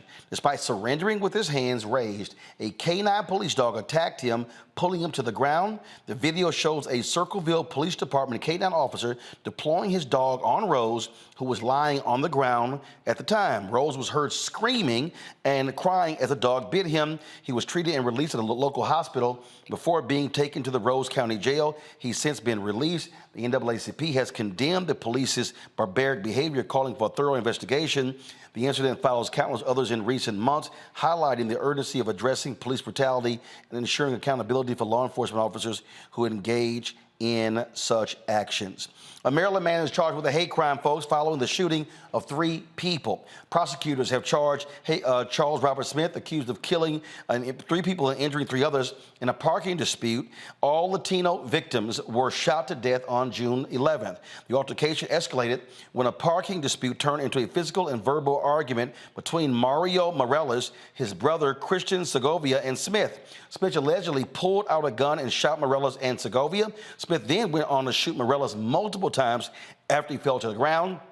Smith then retrieved a rifle and began firing through a window at individuals who had come to help the injured victims, killing Mario's father, Nicholas Morales. He was wounded. He was killed, wounding Rosalina Segovia, Paul Johnson, and Enter Canales Hernandez. Smith has been charged with first-degree murder and hate crime charges. Maryland's hate crimes law will enable prosecutors to seek harsher penalties against him. The charges carry the potential of a life sentence without the possibility of parole. Yo, that is absolutely crazy. Let's go to Missouri, where a school board faces backlash after withdrawing an anti-racism resolution. In a controversial move, the Francis Howell School District, one of Missouri's largest, has a predominantly white student population with about 87%. They revoked an anti-racism resolution to address racial discrimination and promote healing within the district. The Francis Howell School District's board, now led by conservative members elected in recent years, voted to retract the resolution. The decision comes amidst a nationwide trend of heated debates surrounding critical race theory and efforts to restrict teachings on race and sexuality. The board's move has sparked outrage among community members and activists who argue the revocation undermines progress that perpetuates racial division. Well, no shock here. This is what you're going to get, Julian, when you have folk who don't vote. When these folks, these Moms for Liberty people and others, are running for school board elections and folk don't take it seriously, this is how they get elected. This is how they then they control public policy. Roland, you're absolutely right. I don't know how many times we can have the story, tell the story about voting, about why it's so important. Reverend Jackson said, the same hand that picked peaches can pick presidents. But we don't want to pick presidents. Too many of us want to sit down, tell these stupid stories about, well, what has Biden done for me lately? Well, what has he not done? I remember years ago sitting with Maxine Waters, and a young sister came up and started dissing the Congressional Black Caucus. Said, we don't do this, you don't do that, you don't do this, you don't do that. And she said, you don't understand what we prevent. Our presence prevents a lot of devilment. And that's what we have to understand, is that we have to vote right, vote often. I'm not saying cheat, but we have to make sure that we're in the mix. If you're not at, if you're not at the table, you're on the menu. And people have been eating, Black folks, eating our entrails for years because essentially we choose not to politically participate. So these conservatives revoking anti-racism, what they're doing is embracing anti-Blackness. But what will we expect if we're not there? If we're not at the table, we are on the menu. It's a little hard to complain after the fact that you don't vote. Guess what? It's too late. They're not in power. Renita? I'm glad that there was a spotlight on what the school board was doing. And more importantly, I'm glad that folks in the community were paying attention to the school board. And the reason why I say that is because for a long time on the right, school board elections have been the jumping off point, if you will, the pipeline to get folks elected who they hope will run for higher office. So what I'm saying is it has been a strategy on the right to get certain types of personalities elected on the school board. And then after being on the school board for some time, folks will run for higher office. So when you're looking at who is on your local school board, you need to imagine what would happen if that person became your governor one day. What would happen if that person became your senator or your House rep one day? Because that really has been the strategy. So I'm glad that folks are paying attention to what the school board was doing. And I hope that folks will make sure that none of these people are able to move up in any type of electoral pipeline in the future. I'm a Congo. I actually binge on Black Star Network shows over the weekends, and one of the interviews you had was with Michael Harriot, who was talking about Moms of Liberty, and he was talking about how so many of these people are just so uneducated, have no knowledge in any way, shape, or form, and are just using this fake critical race theory activism to rise to prominence. And now they have all of the presidential candidates on the Republican side going to their conventions and the like. So when we talk about voting, we also have to remind ourselves, adding to Renita's point, that groups like the Proud Boys and Boogaloo Boys, they have decided after the insurrection and the DOJ started coming for them, they have decided to go local. So these racist organizations are actually partnering with Moms for Liberty, these group of conservative white women who are looking at themselves as peaceful warriors and the like, and going over and taking over the school boards in other areas. Their belief that the fight is now a local fight. And so when we look about people like Ron DeSantis and Governor Abbott and so many of these other people, it's sad with everything that they're doing, and it's ridiculous and it's deplorable. But what's even sadder is that we could have prevented many of these people from being elected, because we can talk about redistricting and how terrible many of the counties are and the maps, but state races, that's for everybody. Governor's races are statewide. Senators' races are statewide. And in some of those areas, we still don't show up. So we do bear a lot of the blame for what's happening. And if we don't understand it now, some of us never will. Folks, some sad news. One of the personal chefs for former President Barack Obama and First Lady Michelle Obama has died drowning near their Martha's Vineyard home. This is in the Chicago Sun-Times.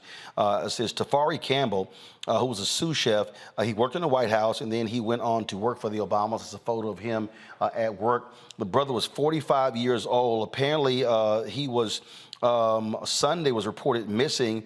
He was out on a paddle board. And when he went missing, his body was discovered about 100 feet from the shore in about water that was 8 feet deep. The Obamas issued this statement here. Tafari was a beloved part of our family. When we first met him, he was a talented sous chef at the White House, creative and passionate about food and his ability to bring people together. In the years that followed, we got to know him as a warm, fun, extraordinary, kind person who made all of our lives a little brighter. That's why when we were getting ready to leave the White House, we asked Tafari to stay with us, as he generously agreed. He's been part of our lives ever since, and our hearts are broken that he's gone. Today, we join everyone who knew and loved Tafari, especially his wife Sharice and their twin boys Xavier and Savan, in grieving the loss of a truly wonderful man. Again, the former president, the former first lady were not there at their home, Martha's Vineyard, when this took place. We don't know the circumstances. We don't know in terms of what happened. We don't know whether, it was a health crisis. We don't know if he was wearing a life jacket or anything like that. But what this does remind us, Renita, look, you're there in Georgia, a lot of deaths out there at Lake Lanier.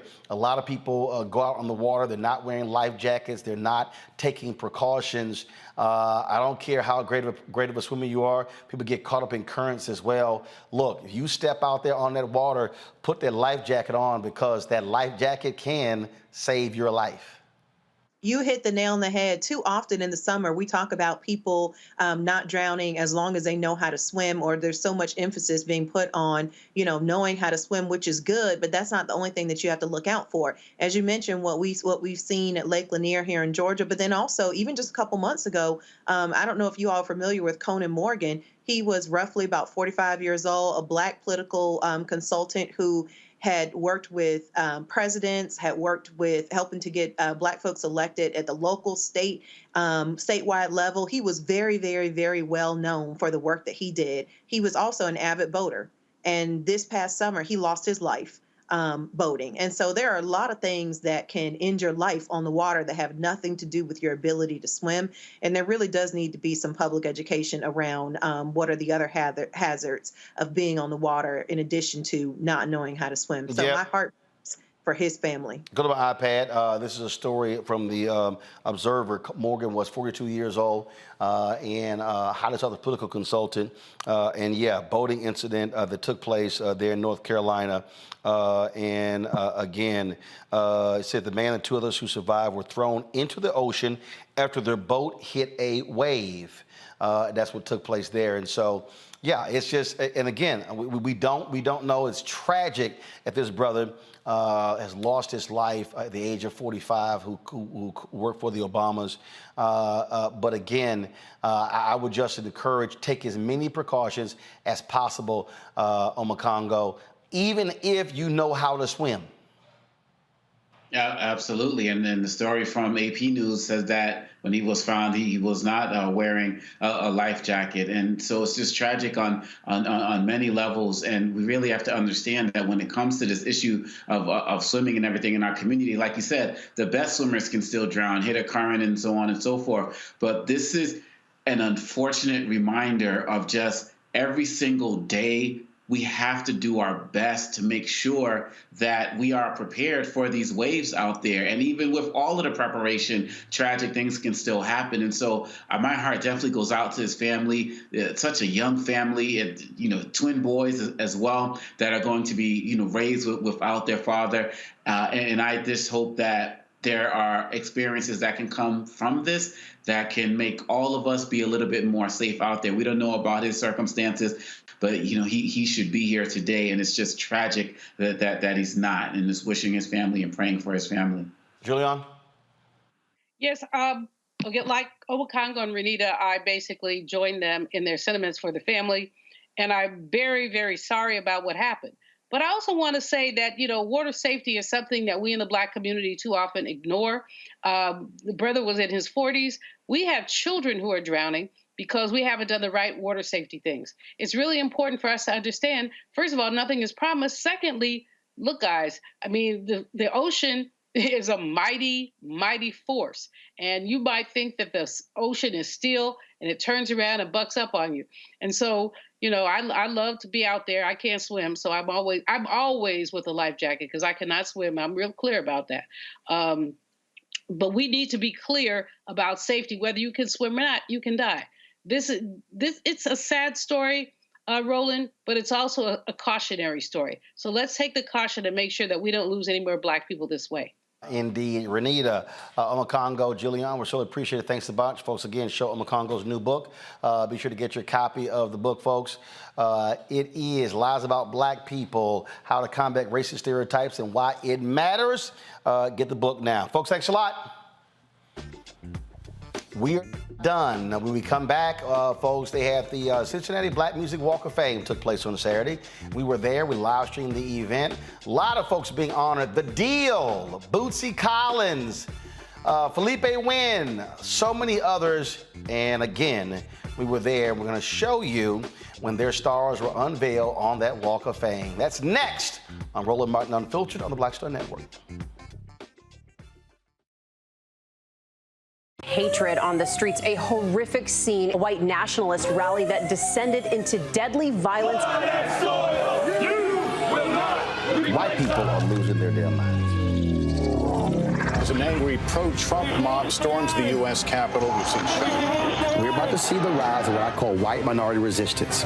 We have seen white folks in this country who simply cannot tolerate Black folks voting. I think what we're seeing is the inevitable result of violent denial. This is part of American history. Every time that people of color have made progress, whether real or symbolic, there has been what Carol Anderson at Emory University calls white rage as a backlash. This is the rise of the Proud Boys and the Boogaloo Boys. America, there's going to be more of this. Here's all the Proud Boys, guys. This country is getting increasingly racist in its behaviors and its attitudes because of the fear of white people. The fear that they're taking our jobs, they're taking our resources, they're taking our women. This is white fear.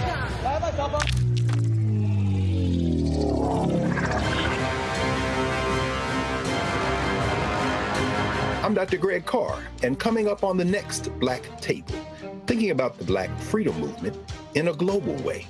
Dr. John Monroe joins us to discuss his book, The Anti-Colonial Front, which maps the social justice movement in the United States and its impact internationally, from Asia to Africa, and how movements like anti-communism were used to slow down racial equality, like critical race theory today. Critical race theory today, communism back then, that's essentially mobilized to shut down any challenges to a given system of power. Connecting the civil rights movement to colonialism on the next Black Table, exclusively here on the Black Star Network.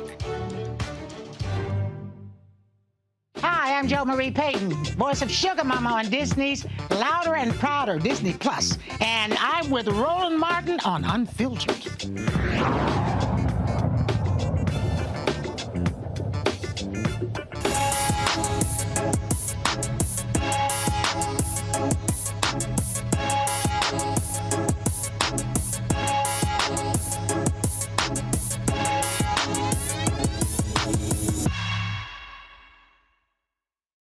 Folks, last week we were in Cincinnati, courtesy of Procter & Gamble.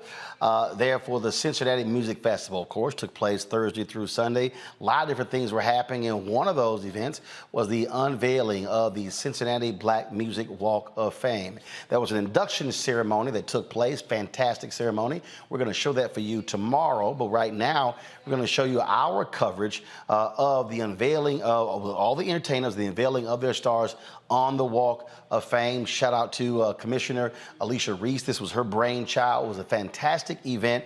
If you missed it, here's an opportunity for you to catch it. And so I certainly hope you enjoy this encore presentation. What's up, Doc? How you doing? How you doing? All good. So we're live. Just your thoughts about all of this. I am really very excited. It's been over 100 years since he has ever invested in this kind of project. Lisa came along and was able to pull our elements together. I'm very excited. Community was working on a tightrope. Put the corporate together, put to sell it to the community, and then you had to get the artists to believe in you that you're doing something real. And today was, and the quality of people, and to put together an interactive Walk of Fame on the riverfront between the Cincinnati Red Stadium and the Bingo Stadium, and we have a Black Music Walk of Fame. Black. We didn't drop the name Black. Black Music Walk of Fame. It's historic. All right. Y'all, this is Alicia's daddy. We call him Mr. Reese. Mr. Reese. All right, let's go. Yes, sir. Sorry. So we're about to unveil the star for the deal. So come on. Here we go. Here we go. Hey, how you doing? All right. All right, here. Here we go. All right, turn this way. Yeah. Well, we live. Oh, we live. See, I use wireless. So here.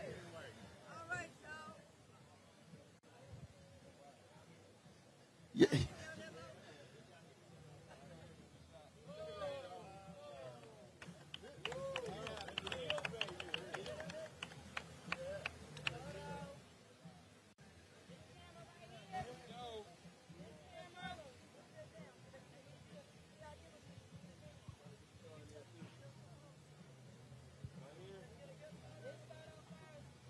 So, folks, we first unveiled James Brown, and so now unveiling the deal right here.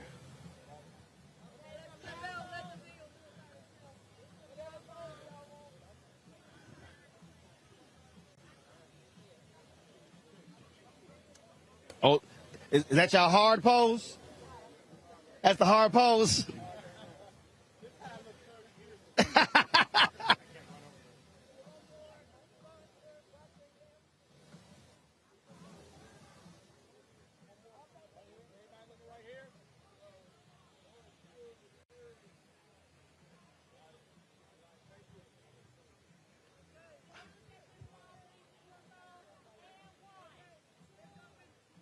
Over here.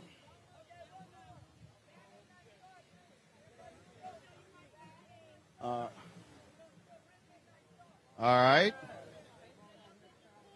So we're going to grab L.A. Reid in a second, do a quick interview with him. Excuse me? I'm his assistant. I got you. Yeah, I've already talked to him. Oh, you did? Yes. Okay, he's good with it? Oh, yeah. Sorry about that. Yeah. So midnight, if you heard the presentation there, L.A. Reid said it was Midnight Star that got the deal started, teaching them how to do music and really introducing them to this whole game. So that's one of the reasons why they're taking a photo together. L.A.? They got him. L.A., quick, grab it quick. Huge day coming back to Cincinnati. Yes, sir. Very happy to be here, man. It's really special. Commissioner Alicia Reese really made magic happen. What can I say, right? And I'm really happy to be here. I think it was also amazing. A lot of people really don't know how many amazing solo artists and groups have come out of this state, especially bands. Yeah, and that's largely due to it not being, Cincinnati isn't what we think of as a media center. So there's not cameras and coverage everywhere for everything that takes place the way it might in New York or LA. But let me tell you, Cincinnati and Ohio, this is a talent maven. This is a haven for talent. I mean, it's so much great stuff that come from here, and even today, like, it's not just a thing of the past, you know. There are producers like High Tech who's still making, you know, really meaningful hip-hop records today, you know. So, yeah, Cincinnati matters. Was it also because also the competition, so then other folks made one better because you're like, oh, wait a minute, you know, we got to bring it. Yeah, I mean, we were taught that. I mean, when we were growing up, there were battles of the bands in parks. And we were taught that, you know, you better make it happen because the band before you or the band after you can really, like, stop you in your tracks if you don't have it together. So You know, that's why I partnered with KO. I was like, okay. Well, he's back there amening you, so. He was on point the whole time, so yeah. We did have to be the best. We had to be the best, man. You know, so yeah, a lot of competition, you know, so. Well, this is also great because, again, this is free. People who are coming here, they can see it, visit, they can study it. And, of course, this is being so interactive. I mean, I have to tell you, like, and this is not to disparage anything that anyone else does, but I've been many times, at least attended or spoken at the Hollywood Walk of Fame, and incredible. And it's an incredible honor, a high achievement. This experience here, Cincinnati. It's not just a Walk of Fame, it's an experience. It's an experience, right? And I think that makes it innovative, certainly an attraction.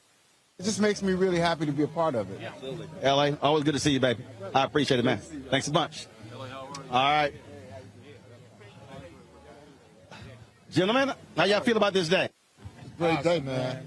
Hey, it's historical, and I'm feeling good because it looks like the future generation is in good hands after we have this beautiful facility for people, like Alicia said, not just statewide, but worldwide. So, loving it. I'm just humbled to be a part of this. Love my blackness. I'm about to cry. No. You still about to cry? You about to cry in there. You still about to cry. Well, congratulations, gents. Yeah, thank you, brother. I appreciate it. Yes, sir. I follow you. I love it, man. Same here. I love it. I appreciate it. You know, we try to give him a little hell every now and then. I like that. I wish a can would. That's my favorite segment. I appreciate it. All right. Thanks a bunch. Y'all be well. All right, folks, we're going to go. Actually, I'm working, baby, so I'm sorry. We're going to go up here, y'all. Of course, Bootsy Collins is up here. We're going to make our way through the crowd here, so come on, here we go. Let's do this. Excuse me. Midnight Star, all right. Congratulations. Just y'all thoughts on all of this? Oh, God. It's a godsend. Historic. Overwhelming. I can't even find the words. Yeah, proud. This is something we're in the stone, and we'll be here when we're Yeah, gone. Cincinnati came through, you know? Yep. Always, it's a blessing, man, just to be here. God made it possible. Awesome experience. Awesome. Can't get around it. Yeah, it's awesome that Commissioner Reese brought this vision together, because this is amazing. The location of this between the two stadiums and everything, it's marvelous. She's a visionary and executed the plan perfectly. They provided a lasting legacy right here, permanent, in the ground, Midnight Star. I really think what's so important is that black music has been such a hallmark of the civil rights movement also. And it's such an honor to be a part of this. All right, again, congratulations. All right, and I appreciate it. All right, we'll keep swinging on them. All right, y'all take care. All right, folks, we're going to walk on up through here. How we doing? How it's going? All good? How's it going?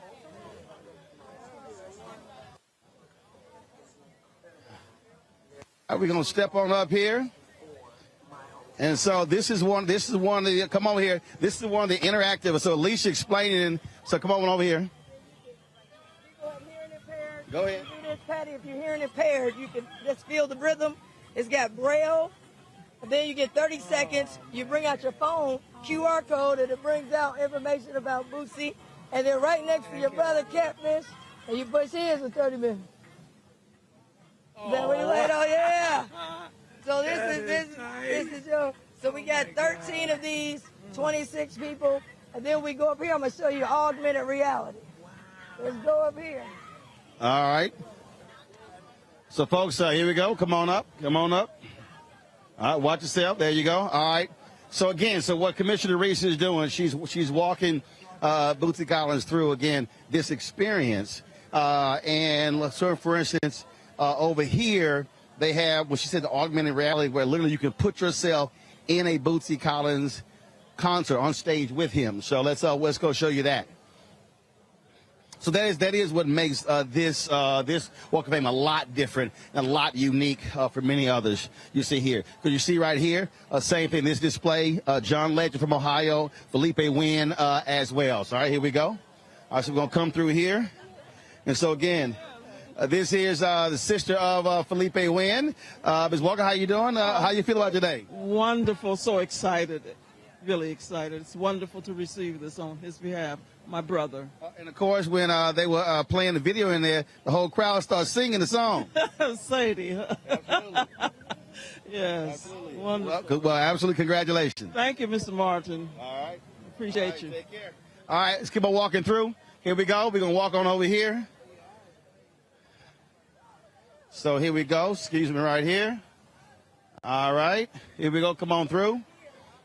So, come on. Here we go. You can get in front of them, please. You get in front of Alicia and Bootsy. There we go. Right here, right here, right here, right here, right here. Here we go. Alicia, hold this. Hold this, Alicia. Hold that. Hold that. And you get to party with it. And you can record yourself. Get 30 seconds. Yeah. Yeah. You done did go ahead, it, Bootsy. Here we go. Baby, baby, baby. Baby, baby, baby. Baby, baby. Hey. Got the feeling. Hey. Hey. Go there. And then up here, Bootsy, then a QR code come. You can download the video. Then you go over here. I want to show you, Bootsy. This is where you at. Yes, it is. God bless you. I appreciate it. I appreciate it. Sir, I'm gonna check with you in a second. She wants to show you. She wants to show you this concert over here, where you can be on your stage with you. I appreciate it. I appreciate it. All right, y'all. So we're gonna walk on over here. Right up here, but it rotates. It has Penny, then it has you, and this is the one. Yes, augmented reality. So I gotta let you see the one with you. So the link that comes on, and this is the one with Penny Ford, but then it rotates, and it'll have the one with you, Bootsy, where people can perform with you. So, You see, wow. Yeah. And then after this one, yours come up. So this is the one with Penny. Woo! Woo! Come on. Yeah. Come on. Oh, I'm not a dancer. But I can move a little bit. Oh yeah. Oh yeah. That's Lincoln. Where's Lincoln? Where Lincoln at? There he is. Come on. There you go. Hey, David. Hey, hey, hey. So you get the dance. Help me out, man. I need all that. You and me both, man. All right. LA is the augmented reality. That's incredible.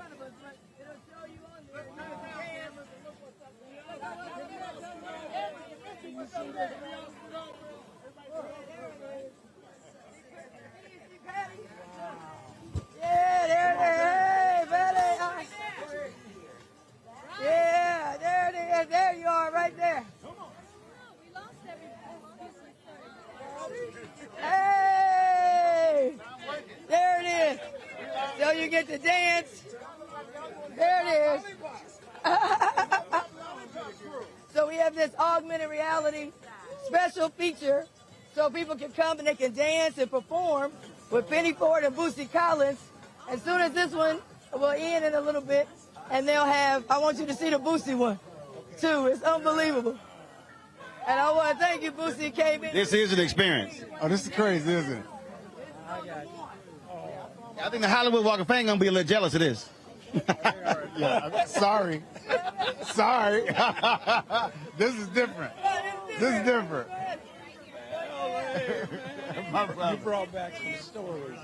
Right. You brought them all back. I was like, right. It's good to sit there and listen instead of having to tell the stories Yourself. You know, remember, right? Man, you brought some stuff back. I was like, whoa. I can't forget those moments, man. I can't forget those moments, man. Woo! You remember a song you wrote called Body Type? Yeah. Gonna keep my body tight and my mind right on you. Because we did that. We did it together. Yeah. All right, Boosie, you're next. No music. We should do something with that. Yeah. What am I doing? No. Lincoln. Right here. Lincoln. Right here.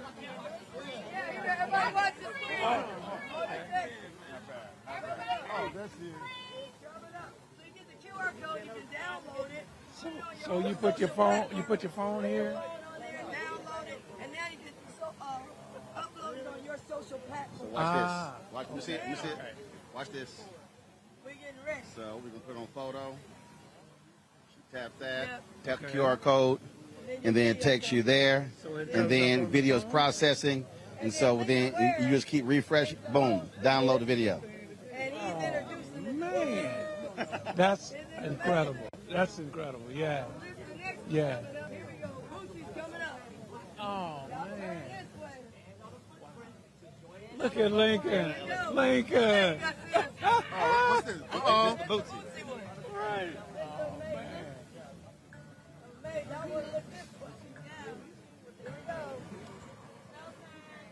There it is.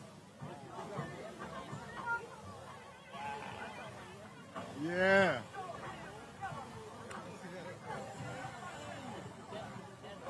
That's Paycor Stadium. Stadium.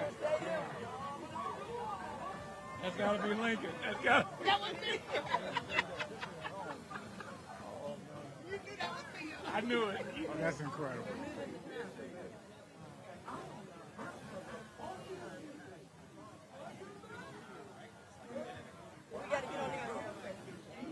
That's incredible. So stand up. So put your feet on your spot. Put your feet on your spot. Right here. All right, Lincoln's over here. He's the drummer. Oh, okay. I see. Oh, that's great. Alicia. How you doing? Okay, somebody got You know my auntie? So you got somebody over here too. Stand on that spot right there.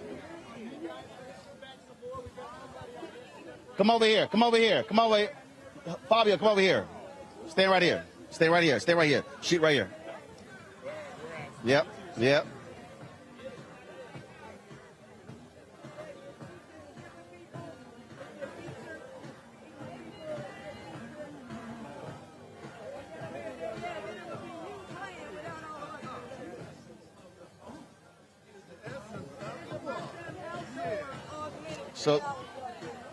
So folks, what you're seeing here is the augmented reality. And so they have 3 positions here. So you can stand here and you can play in the band with Bootsy, and then you'll be able to point your phone to the QR code and download your video.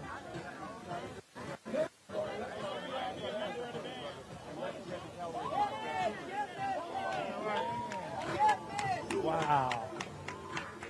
That's deep. That's lit, ain't it? Come on, Cat. Come on, Cat. Oh. Come on. Woo. Get a drummer son. Where's LA? Get a drummer son. We see you, Lincoln. Get a drummer son. Yeah. Yeah. I'll be in the group. Go ahead, Patty. I see you. You looking like hip-hop. Go ahead. Oh, man. Wow.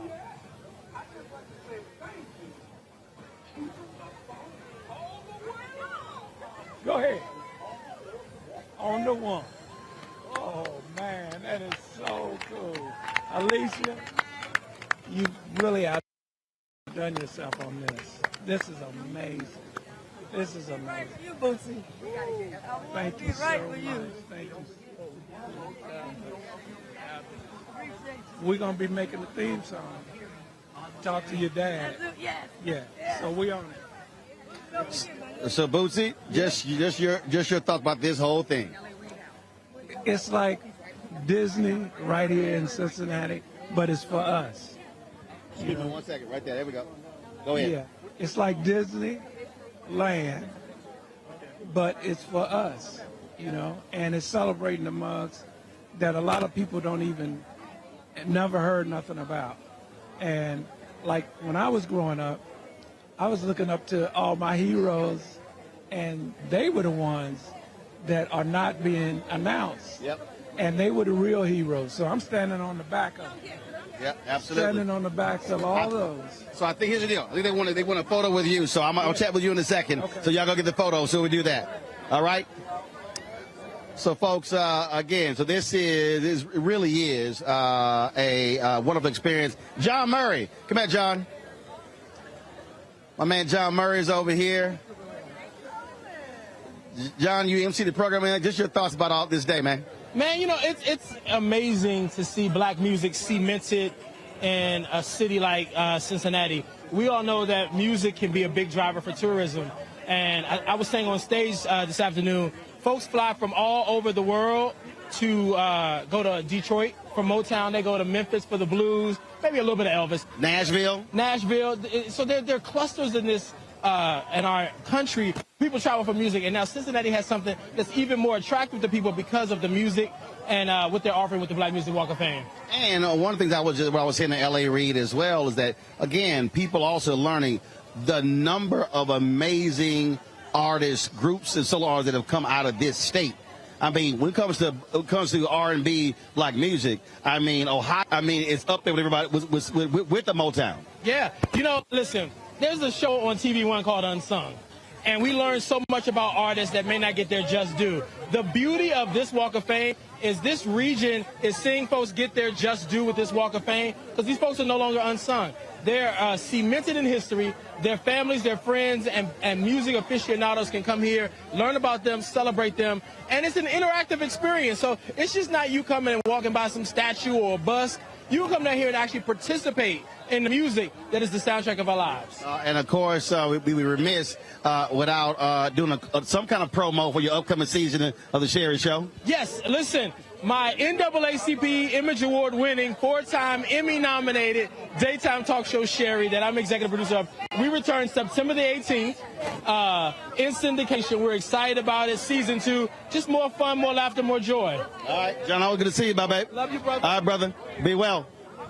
All right, folks. So you've got, we got more photos over here. Come on. So here we go. Good to see you, Doc.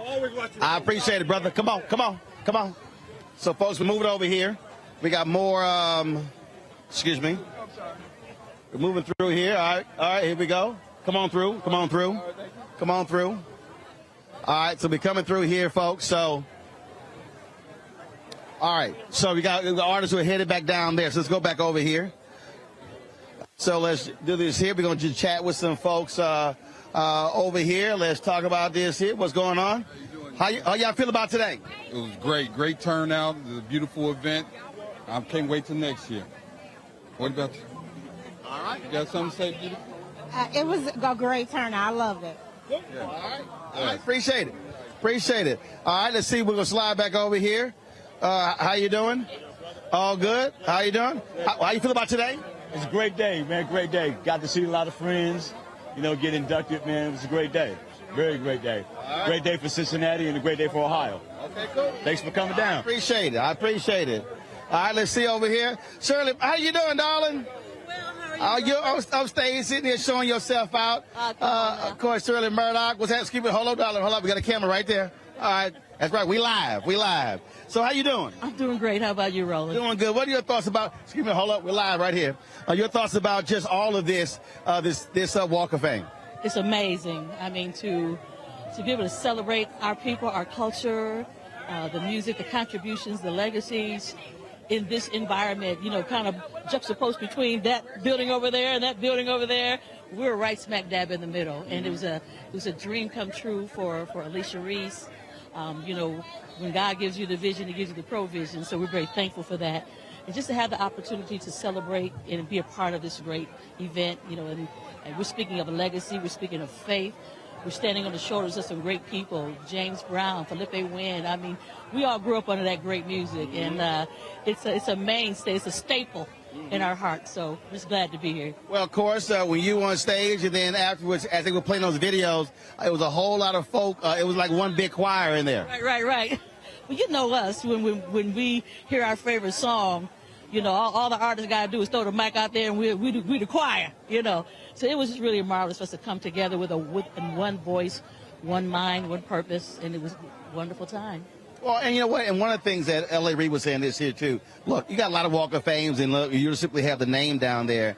But the ability to be able to actually learn. So this is really not only an experience, it's really a virtual museum. Yes, it's entertainment and education, and so you know, put together, and something for young people to look and say, I can do that one day. You know, I look up to the Aretha Franklins and the Gladys Knights. To have somebody, a mentor, somebody you can look at and say, I want to do that one day, and to see that it's not only to see that it is possible. Because here it is, it's come to reality, it's come to fruition. All right, look, first of all, I know you always got something you're working on, so folks are watching and listening. Got some kind of project, you're touring, what you doing? Well, my husband and I were pastoring in Springfield, Ohio, so I'm still doing concerts, R&B concerts, gospel concerts. I have a song out with Cupid. It's called Two Step on My Haters. So yo, I heard, no, seriously. So I was over, okay, so the road out here, where all the vendors are, we were driving by, and I was like, yo, slow down, I need to Shazam that. And so seriously, I was like, okay, that was a nice jam right there.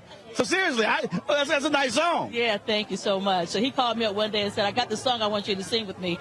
So he sent the music and the first verse, and Dale and I, we put together the second and third verse. And it's really about just celebrating, you know. The song says everybody got a hater out there. Oh, yeah. Well, I got, so we're live, baby. Oh, I got lots of haters. But see, I tell them, don't hate, celebrate. Come on now. And you know why? Because if somebody around you is being blessed, that means that blessing is in the neighborhood. So any day, blessing gonna come knocking on your door. So don't hate, celebrate. You got it from Roland. There you go. That's it. It was always good to see you, darling. Here, darling. I love you. All right, take care. Bye-bye. Y'all, that's Shirley Murdoch there. And so, all right, so let's see here. Let's see, who am I grabbing? And so, how you doing? Great. All right, how you feel about all this? I feel wonderful. This is a wonderful event for Cincinnati. Super excited that everyone had the opportunity to come down and celebrate. More importantly, come down and visit Cincinnati. We would love to have you at this wonderful event.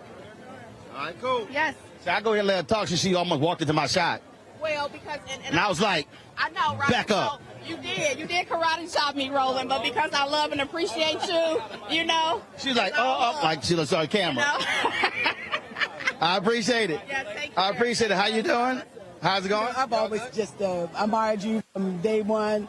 Even when Tappas Valley used to do the Black Think Tape, you know, way, long time ago. I'm a little older than you, though. I'm 62. How old are you? Girl, I'm 54. Right, I said I'm older than you, right? I said I was older than you. But just thank you for being in this city. Cincinnati is a very interesting town, born and raised here. And this is like really cool place to be, but it needs to be cool all the time. There's a lot of political issues that take place in our city, and we need to get involved in what is happening politically, economically. I mean, Alicia Reese fought for this space. If it wasn't for her, we would not be here. I can tell you that for sure. Very involved. I'm the president of my community council, have been for a long time. All right. Love you. All right, appreciate it. Lincoln, come on over here, Lincoln. So, Lincoln out here, white linens and everything, so looking fresh. Hey, I'm trying to keep up with you. Yesterday, that yellow linen you had on was fresh, man. What you talking about? You know, I try every now and then. All right. Let's talk about this. Oh, no, this is great. I'm asking you the question. You should be asking me the question, but what do you think? You know? Well, first of all, I love history. And so the ability to be able to visit something and actually learn. So if it's stuff that you don't know, like, for instance, it was great even being in there to hear L.A. Reid say that it was Midnight Star that actually turned on the deal. So I thought that was pretty cool. You know, the last time L.A. Reid was in town, I interviewed him for the first time. And I said, do you remember me? He said, oh, man, I used to listen to you all the time on WCIN, you know, back in the day. So that was, you know, something to hear him say that. And, yeah, I mean, Bootsy Collins influenced all these guys, man, that's coming through here. James Brown. I mean, everything you heard today was fact, and it was true. Absolutely. And what I also love, again, because this is open and it's free, it's not like somebody can come here and it's like, oh, my goodness, it's a Sunday and they're closed. So this is open all the time. Open all the time. Come here 365 days a year. This place will be open. You can come up, and how do you like the interaction? I think that's a big hit. People can play the drums, the guitar, and sing with Bootsy and Penny Ford. It's just amazing. Well, absolutely. And so I think it's pretty cool. And so definitely congratulations to Commissioner Reese for making this happen, but also all other folks, of course, who are really behind this project too. Yes, Alicia Reese really has worked hard at pulling everybody together, you know, putting out fires here and there. There was many fires coming. They didn't even want us to call this the Black Music Walk of Fame. They wanted us to take black out of there. And if we had taken black out of there, it'd be a whole nother ball game right now. So she held, you know, she stuck to her guns and she didn't, you know, back down. And here's where we are today. Well, absolutely. And so we're glad that happened. Oh, man, because if we had taken Black Cincinnati Music Walk of Fame out of this, you would probably see, who knows, the Rolling Stones up there now, you know. Absolutely. Well, Lincoln, always good to see you, man. Hey, always good to see you, Roland. Always great talking to you. I appreciate it, babe. Right. Again, congratulations on 50 years in radio. You, all right, babe, appreciate it. How's it going? You all good? Oh, yes. Good day for you? You know, I have a story behind that. Me and Lisa had a conversation about it. She had a vision. She talked about it, and she made it happen. But she had a vision. And now this is what we got. Yeah, absolutely. Absolutely. Nothing but love for Well, see, one of the things that I explain to people all the time when we talk about movements, when we talk about there's nothing that we see, whether it's an organization, whether it's this, whether it's a monument, whatever, that did not start with one person saying, you know what, let's do this. And that's why when I hear people, when they say, man, I don't have any power, I said, no. I said, you could be one person who comes up with an idea or a concept, but then when you tell one person, now it's 2, then you bring 2 more, now it's 4, then it becomes 8, then it becomes 16. I said, but you got to start. So it's about planting the seed. Oh, absolutely. There's nothing that's ever been created that was created with a group consensus. Exactly. Everything that we see, somebody had to originate with the idea. Exactly, from the beginning. Yeah. From the beginning to the end. That's it. We appreciate you doing what you're doing, too. Thanks a bunch. I appreciate it. Definitely. All right. Thanks a lot. Good seeing you. All right. All right, folks. As you see, we're going down here. As you see, folks are all through here, and so now they get to, how you doing? How's it going? You all good? What's happening? Oh, yes. How you doing, my brother? All good. How you feel about today?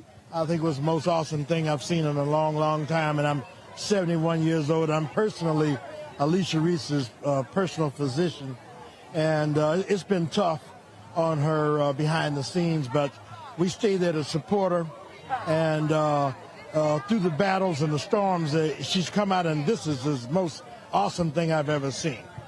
I was on a radio show with her a couple of weeks ago, and afterwards we came down and saw it while it was still prior to its inception, and it was just awesome. Introduced me to the project managers and all that, Roland, and Alicia, through her tireless work. She has been so tired and everything, but she is a trooper, one unlike I've ever seen. She's HBCU. I'm HBCU. We grew up in Evanston. We went to the same high school. I'm a few years younger than her dad, but it is what it is, and this is the culmination of all that work. And thank God for all of us from the medical profession here in the city. We've supported Alicia. We've supported the commission on all of the things that they've done, and thank God for this. There is nothing like this in the United States of America. And in the face of those people down in Florida not even want us to have our history told, now we've got Black Music Walk of Fame in the city of Cincinnati, Ohio, right on the river where the Underground Railroad took its part. And here we are here. I'm just so glad to be here, and it's awesome seeing you here because I've seen you, I've heard you, and I've read you, and you're an awesome brother. I appreciate it, Frat. 06. Yes, all day. All day. Get some of that. All right. 06. Yes, Watch out now. All day. Careful. Here we go. Careful. Here we go. There we go. All right. I appreciate it, Doc. Appreciate it. Be well. All right. How's it going? I'm Marvin Columbus. I'm one of the influencers here. Okay. My first video was Midnight Star, Freakazoid. Okay. Not my whole career. Really? I did 13 world tours. Michael Jackson, Smooth Criminal, but I watch your show all the time on my iPad. I've been on an airplane. Now I can put my boy show up right here. I've been on an airplane, man. You're amazing, man. Appreciate it. Seriously, you're doing good stuff, man. I appreciate it. Pleasure meeting you. I saw you yesterday, but you was Likewise. Oh, yeah. Well, I'm still working. We live right now. Yeah, but he's stay busy. Oh, yeah. Yeah. You know, you got to, well, look, when you try to inform the people, you got to keep it moving. I get a picture with you, if you don't mind. That's fine. I got it. I got it. You got it? I got it. I've done this before. Okay, my man. There you go. Thank you. There you go. I appreciate it. God bless And congratulations on being one of the influencers. Thank you, sir. I appreciate All right, that. Appreciate it. All right, sir. Keep watching. Oh, yeah. All right. Folks, we're going to come through here. How you doing? All right, come on. Here we go. There you go. All right, then. Here we go over here. Hi. Yeah, come on. Give it here. I got it. Okay, you know how to do it. All right, here we go. There you go. I appreciate it. So you came here prepared with your umbrella, huh? How are you? How you doing? Pretty good. My name is Nancy Stroll. I'm so proud to meet you. I can't believe it. I listen to you as much as I can. I appreciate it. And you're a powerful man, and I just can't believe you're here. But this is a big moment. Well, we're covering this, and we're actually live right now. Are you really live? Yeah, we're live on the Black Star Network right now. Uh-oh. So your thoughts about all of this? I think it's beautiful. I think it's definitely needed. Definitely needed. And we just, you know, that people always talk about this woke thing, but people need to open their eyes and wake up and see. Stop sleeping and see the truth. And that's what we need. We all need to wake up and see the truth about all of us as people. And thank you so much for being here. I appreciate it. Thanks so much, Nancy. This is Nancy Stroll. I know. We got you. Oh, you got me? I heard the first time, Nancy. And see, you got real smart with the umbrella out here, too. You like, I'm going to stay cool. I can, you know, I just need a little bit of shade and stuff, you know. I got you. All right. How you doing? Say that my name is Lisa Randolph, and I'm sorry. Go ahead. And I got my third year. This is my third year attending this event. I think it's a historical event. It's something that is necessary in light of what's going on in places like Florida, how they're trying to change up our historical map. And this is something I think that's going to bring a lot of people to Cincinnati, Ohio. And I just wanted to say, I met you about 10 years ago. You came to Cincinnati, and I think you spoke at the NAACP. Yep. And I was having trouble with my cell phone. I was so nervous to meet you and everything. And you took the patience and the time to say, hey, let me do this and show you. And I just never forget that because... Don't take me about 5 seconds so we can knock it out. I know, but sometimes we forget that famous people are human too. It's all good. You know, and we rush up to them, we want their autograph, we want their picture, and they may have a bad day just like we do. And so I just wanted to say that, but can I get another picture? Yeah, we can do it. Hold on. Stay right there, bro. Stay right there. Hold on. We live. We live. You do this better I got than it. me. I can't see. I can. That's the same phone I got it. almost. There you go. All right, thank I you. appreciate it. All right, come on. Come on. Come on. Come on. Take a few off. Just roll the mark. It's a legend. Yeah. Got it? All right, cool. All right. How you doing? How you doing? Just an honor to meet you. I appreciate it. So what you think about all of this? I think it's wonderful. This is really exciting, very exciting. All right, I'm glad to be a part of it. All right, good to meet you. I appreciate it. I appreciate it. How you doing? You all good? Yes, very good. All right, how you feel about today? Oh, it's awesome, amazing, and kudos to Alicia Reese for pulling this all together, and Cincinnati's support as well, and yours. Thank you for being in town. We appreciate you. Appreciate it. So you got a cool hat, too. Got a cool hat. How you doing? Y'all good? How you doing? How y'all feel about today? Wonderful, wonderful. I met you years ago. You got your bling bling hat and everything. I know it. I have to represent my sister Reese. She and I are just like this. We are roller skaters. We're the best friend, and you have been her friend since I've been knowing Reese. I appreciate it. Hey, this is history for us. That's fine. Give it here. I got it, baby. I got it. I got it. I got it. Y'all know what I'm doing here. Know what I'm doing. Put on photo. Here we go. All right. There you go. That's it. How you doing? All right. Now, y'all know I'm live. I'm working. We literally live right now. You drove in from Atlanta? I sure did. I'm from Cincinnati. Grew up in Forest Park, but my family's from Mount Auburn and Corryville. I so appreciate this. I wrote about this. I talked about funk music in my paper at UCLA. I taught students about this. You just walked right in front of the camera, just like camera ain't even there, like we ain't even live. I mean, you just interrupted her interview. Go ahead. But yeah, I wrote about this, talked about this in 2007, and to see this and have our people truly in Cincinnati honor us is amazing and wonderful, and as it should be. I thank you. I thank Alicia Reese. I thank everybody for being here. It's wonderful. All right. Glad you're here. I'm glad to be here. Thank you. Appreciate you. I appreciate it. All right. I don't want him to say he wasn't here. I want Okay. him to document it. All right. That 85 was left by the house. You know my brother. Let's see. Oh, baby, let me fix it. Let's see here. I got it. I got it, baby. I got it. I got it. Hold that. Hold that. I got it. Get it? Come on.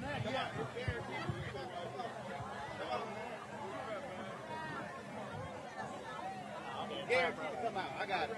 There we go. All right, here we go. All right. Mine set up and ready. Here we go. All right, folks. So let's go over here. You see the folks over here. You know my brother. All right, come on. Here we go. So you see the folks over here. Let's walk over here. So you got the Isaac Brothers shout going on.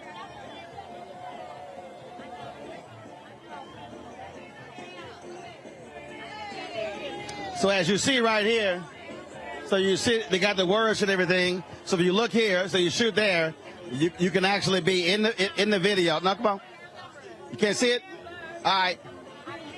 All right. So what you see is like literally. So as we're standing here, they got cameras in here, and so you can actually dance with the video, and then of course press that button to record, and then when it's done, to point your phone with a QR code, and then you'll be able to actually download it. So let's go back on over here.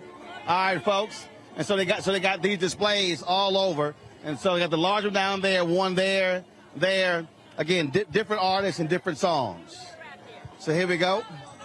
Hey, how you doing? You all good? All right, good. Good to meet you. All right, we're going to head back over. Come on. How you doing? You good? All right, good seeing you. Good seeing you. Hey, how you doing? You good? All right, y'all having fun with this? I feel that green. I feel that green. Oh, I see you. Y'all having fun with this? Absolutely. All the way from D.C. All right. Thank you. Good seeing you. All right. Huh?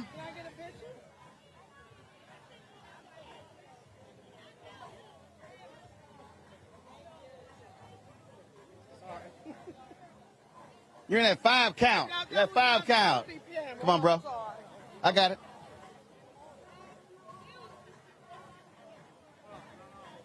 There you go. There you go.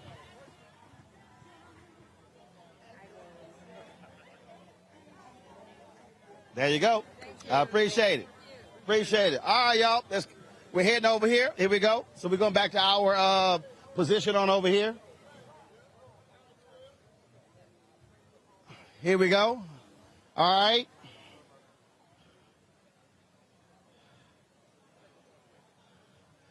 Here we go here. All right, y'all. Here we go. Take this one. Y'all should have put these microphones under the tent. These suckers are hot. Don't cross the front of the tent.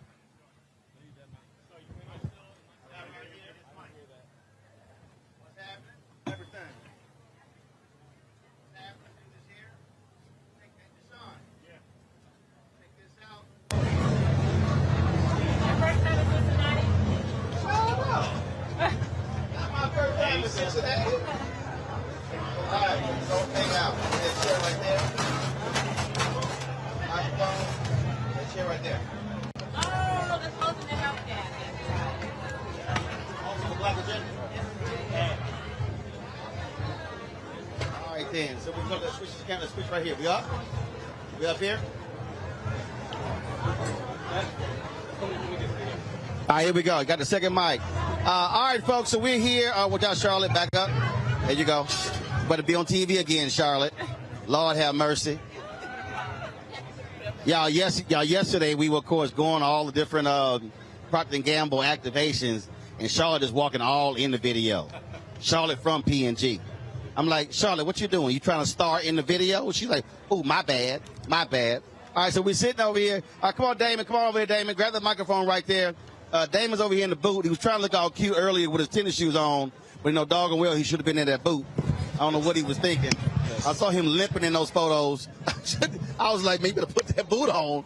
Your doctor going to be cussing you out. Trying to be all cute. So, what's happening, brother? Man, what's going on? So, all right, let's get this camera straight. Which one are we on? Let's get this two-shot straight. So y'all got everybody who's watching do understand. Listen, when you go remote, everything thrown off. So we got three cameras set up. Everything's all over here. And then, of course, when that thing started, we just junked the whole plan. Of course, went remote. And so we are here again. Cincinnati Black Music Walk of Fame, Procter & Gamble, sponsor of the film festival, also sponsor of this. We've been partnering with them, covering all the stuff this week. So we appreciate them bringing us out. Damon, Alicia, when she told me with the interview yesterday, she said that when she first presented this idea to you, it was not a regular idea. And she said when she hit you with the interactive part, you were like, whoa, okay, all right. I'm all about black stories, man. Black stories, black storytellers. And her vision was that we create something that has some permanence. Too often we have fleeting black stories. And Cincinnati, as your viewers will know, has a very rich musical history and heritage. And there's so many untold stories. So part of what we're doing at P&G is a program we call Widen the Screen, which is showing the full contributions of black people to film, television, and media. Music is a natural extension of that. So we needed to step up, make sure that that vision could become a reality, and make sure that we created some permanence for those stories so the future generations can really understand where they come from. And what I do love that this is not just, it's not a wall, it's not, just something that's on the ground, but I do like the interactive piece, but also the history part. You can actually learn while you're walking through this. Yes, I mean, you start down and you have these interactive exhibits, right? And they're basically teaching you not just, hey, Bootsy Collins was famous, but what is he famous for? Understanding the influence that he's had for different genres of music. So when you look at the inductees, you got Charles Foe gospel, you got jazz, eventually you got high tech, DJ, right? So something for everybody to really learn from. So it's going to be a great... Even the sister who wrote the lyrics to We Shall Overcome. Man, that was a powerful story. Yeah. And that's powerful story right here in Cincinnati. Now, we often talk about,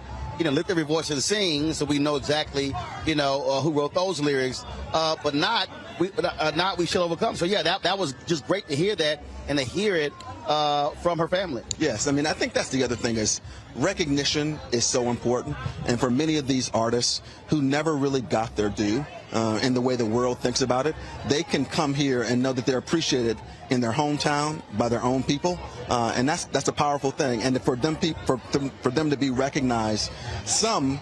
it's been a little late. We want to give people their flowers while they're here, but for their families to be a part of that, it's something really special. Yeah, I'm always big on hearing the story behind the story, and then so to hear L.A. Reid talk about if it wasn't for Midnight Star, there is no deal. There's no deal. There's no Babyface. There's no L.A. Reid music exec. There's no LaFace, and so to understand how things got started, that's always wonderful. It's a great thing, and there are more of those stories, right? So we're going to be back here every year telling more and more of those stories because the world is a small, interconnected place. I even think about my role in corporate America. I stand on the shoulders of those who came before me, right? And there's times when you need to tell those stories and demonstrate real appreciation, and it's beautiful just to see that happening on there. Now, last time I was here in Cincinnati, I think it was 2017 or 2018, and it was one of the I call them mini docs, but it was really one of the larger commercial spots dealing with the look, and a lot of people have seen those commercials. Where did that come from? Sort of telling that story to people to understand the reality, what it means to be black in this country. We've got a long history of creative advertising, right? That's kind of one of the superpowers of P&G. And I think we've been growing into a recognition that we can use those superpowers not just to sell products, but to make a positive difference in society. So it actually started a couple years before The Look in 2017 with a video called The Talk. And we had a group of black women at a program called My Black is Beautiful. And they started talking to black women about what was important to them. Yes, their hair, their nails, their skin, but eventually it also came to be what's important to me and my family and my community. So you step back and you said, okay, great, what do we want to know? We want to make sure generations could power forward. So at the end of the day, we started telling these stories, and The Talk is a short film that talks about the conversation that black mothers have with their children to prepare them for the realities of being black in America. It wasn't a story that a lot of people were ready to hear. Right? I mean, I talked to you and said, tell me about The Talk. We kind of know what we're talking about. For people that don't look like that, we it's a all very know different exactly reality. what it is.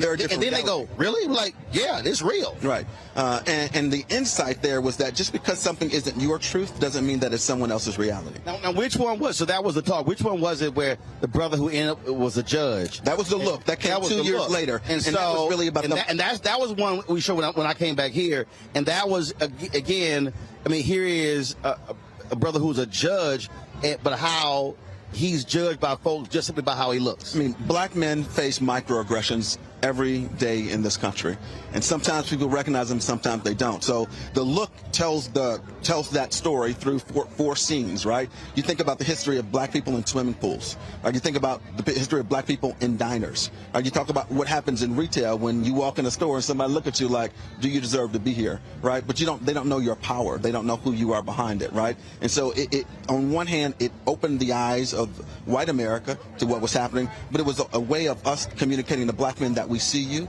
we understand you, we recognize you, and we want to help the world change how we look at black men. Well, and what's interesting is that was somebody recently did something similar where, I don't know if you saw that video, where it was two men, both who were portraying somebody blind, one black, one white.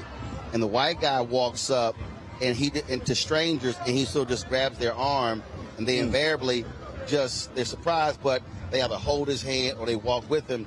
In every instance, when a brother did it, jerked their hand away and ran away. Literally, and you're seeing the contrast right there. That's reality, and that's why we need to continue to tell these stories, and we continued on, and we've got more coming out. But it's not just blacks. I mean, we've told that story about the Latinx community. We told that story last year in a video that we called The Name. And many Asian Americans, what's interesting to me is like sometimes you got a Starbucks name, right? Because people can't pronounce your name. But something as powerful as being seen and pronouncing your name correctly has a tremendous impact on how people feel seen, how they feel included. So we are continuing to tell those stories through short films like that, but we're also trying to invest black in black media, other minority-owned media, so that more people are in a position to tell their own stories 365 days a year. Well, I mean, look, we absolutely understand that, because the reality is, again, there's so many things that happen, and people go, and look, I've got white viewers. People go, man, I had no idea all of this stuff actually exists, or I didn't know about that person. I didn't know about that aspect of our history. And they're like, yo, man, we're learning something new every single day. And that's, again, why that matters. In fact, before I was, when I was inside of there, I was in a group chat, and somebody was talking about what happened in my alma mater, where the president just resigned over the treatment of hiring a black professor. And the person said, man, this story hasn't got a lot of more attention. I said, well, there's a reason why it hasn't.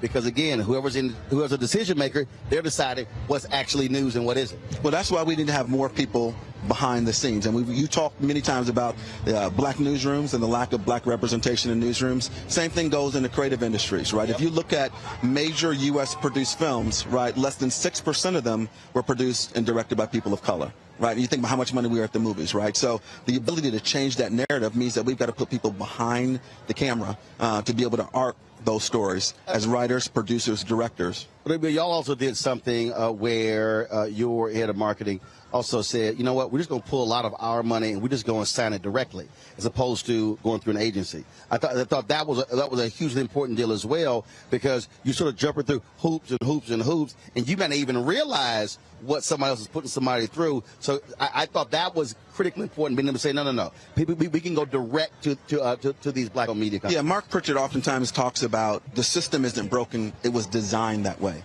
right? You think about how stuff happens in Hollywood, in many industries. People who know each other, once something starts working, you keep on doing it, right? You've got to disrupt and dismantle some of those systems. So we said, hey, we want to be the leading advertiser in black media, right? And if you simply declare that out and expect the system to deliver that, right, it ain't gonna work. Right. We've been at that for years, right? I so you got to break the system. The who break the system. Well, we've had, we were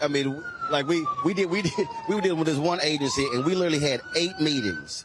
And one of my guys said, he said, you know what? I'm the only person in this meeting not getting paid. He said, this is the 8th meeting. He said, and I did one. I said, it's not gonna be a 9th meeting.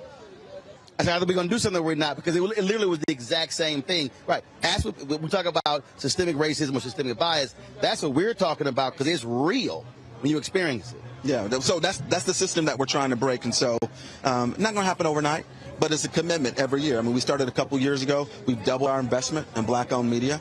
And we said, you know what, we need to do it again. So we doubled it again, right? Now, it's still too small a part, right? So, yes, that's good progress, but off of an arguably small base.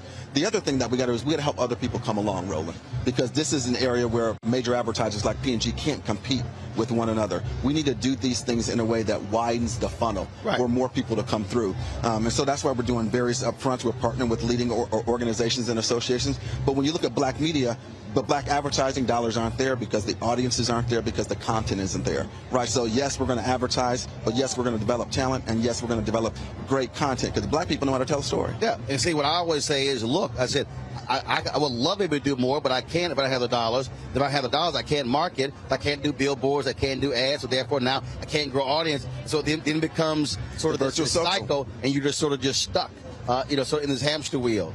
Let me ask you this here. This is for long as this has been really focused has been just of the music festival. But in conversations I've had with other folks, you take with this, all of a sudden you're now seeing other ancillary things that happen, because this, I remember Ed Gordon told me this. He said, this essentially was the Essence Festival of the Midwest.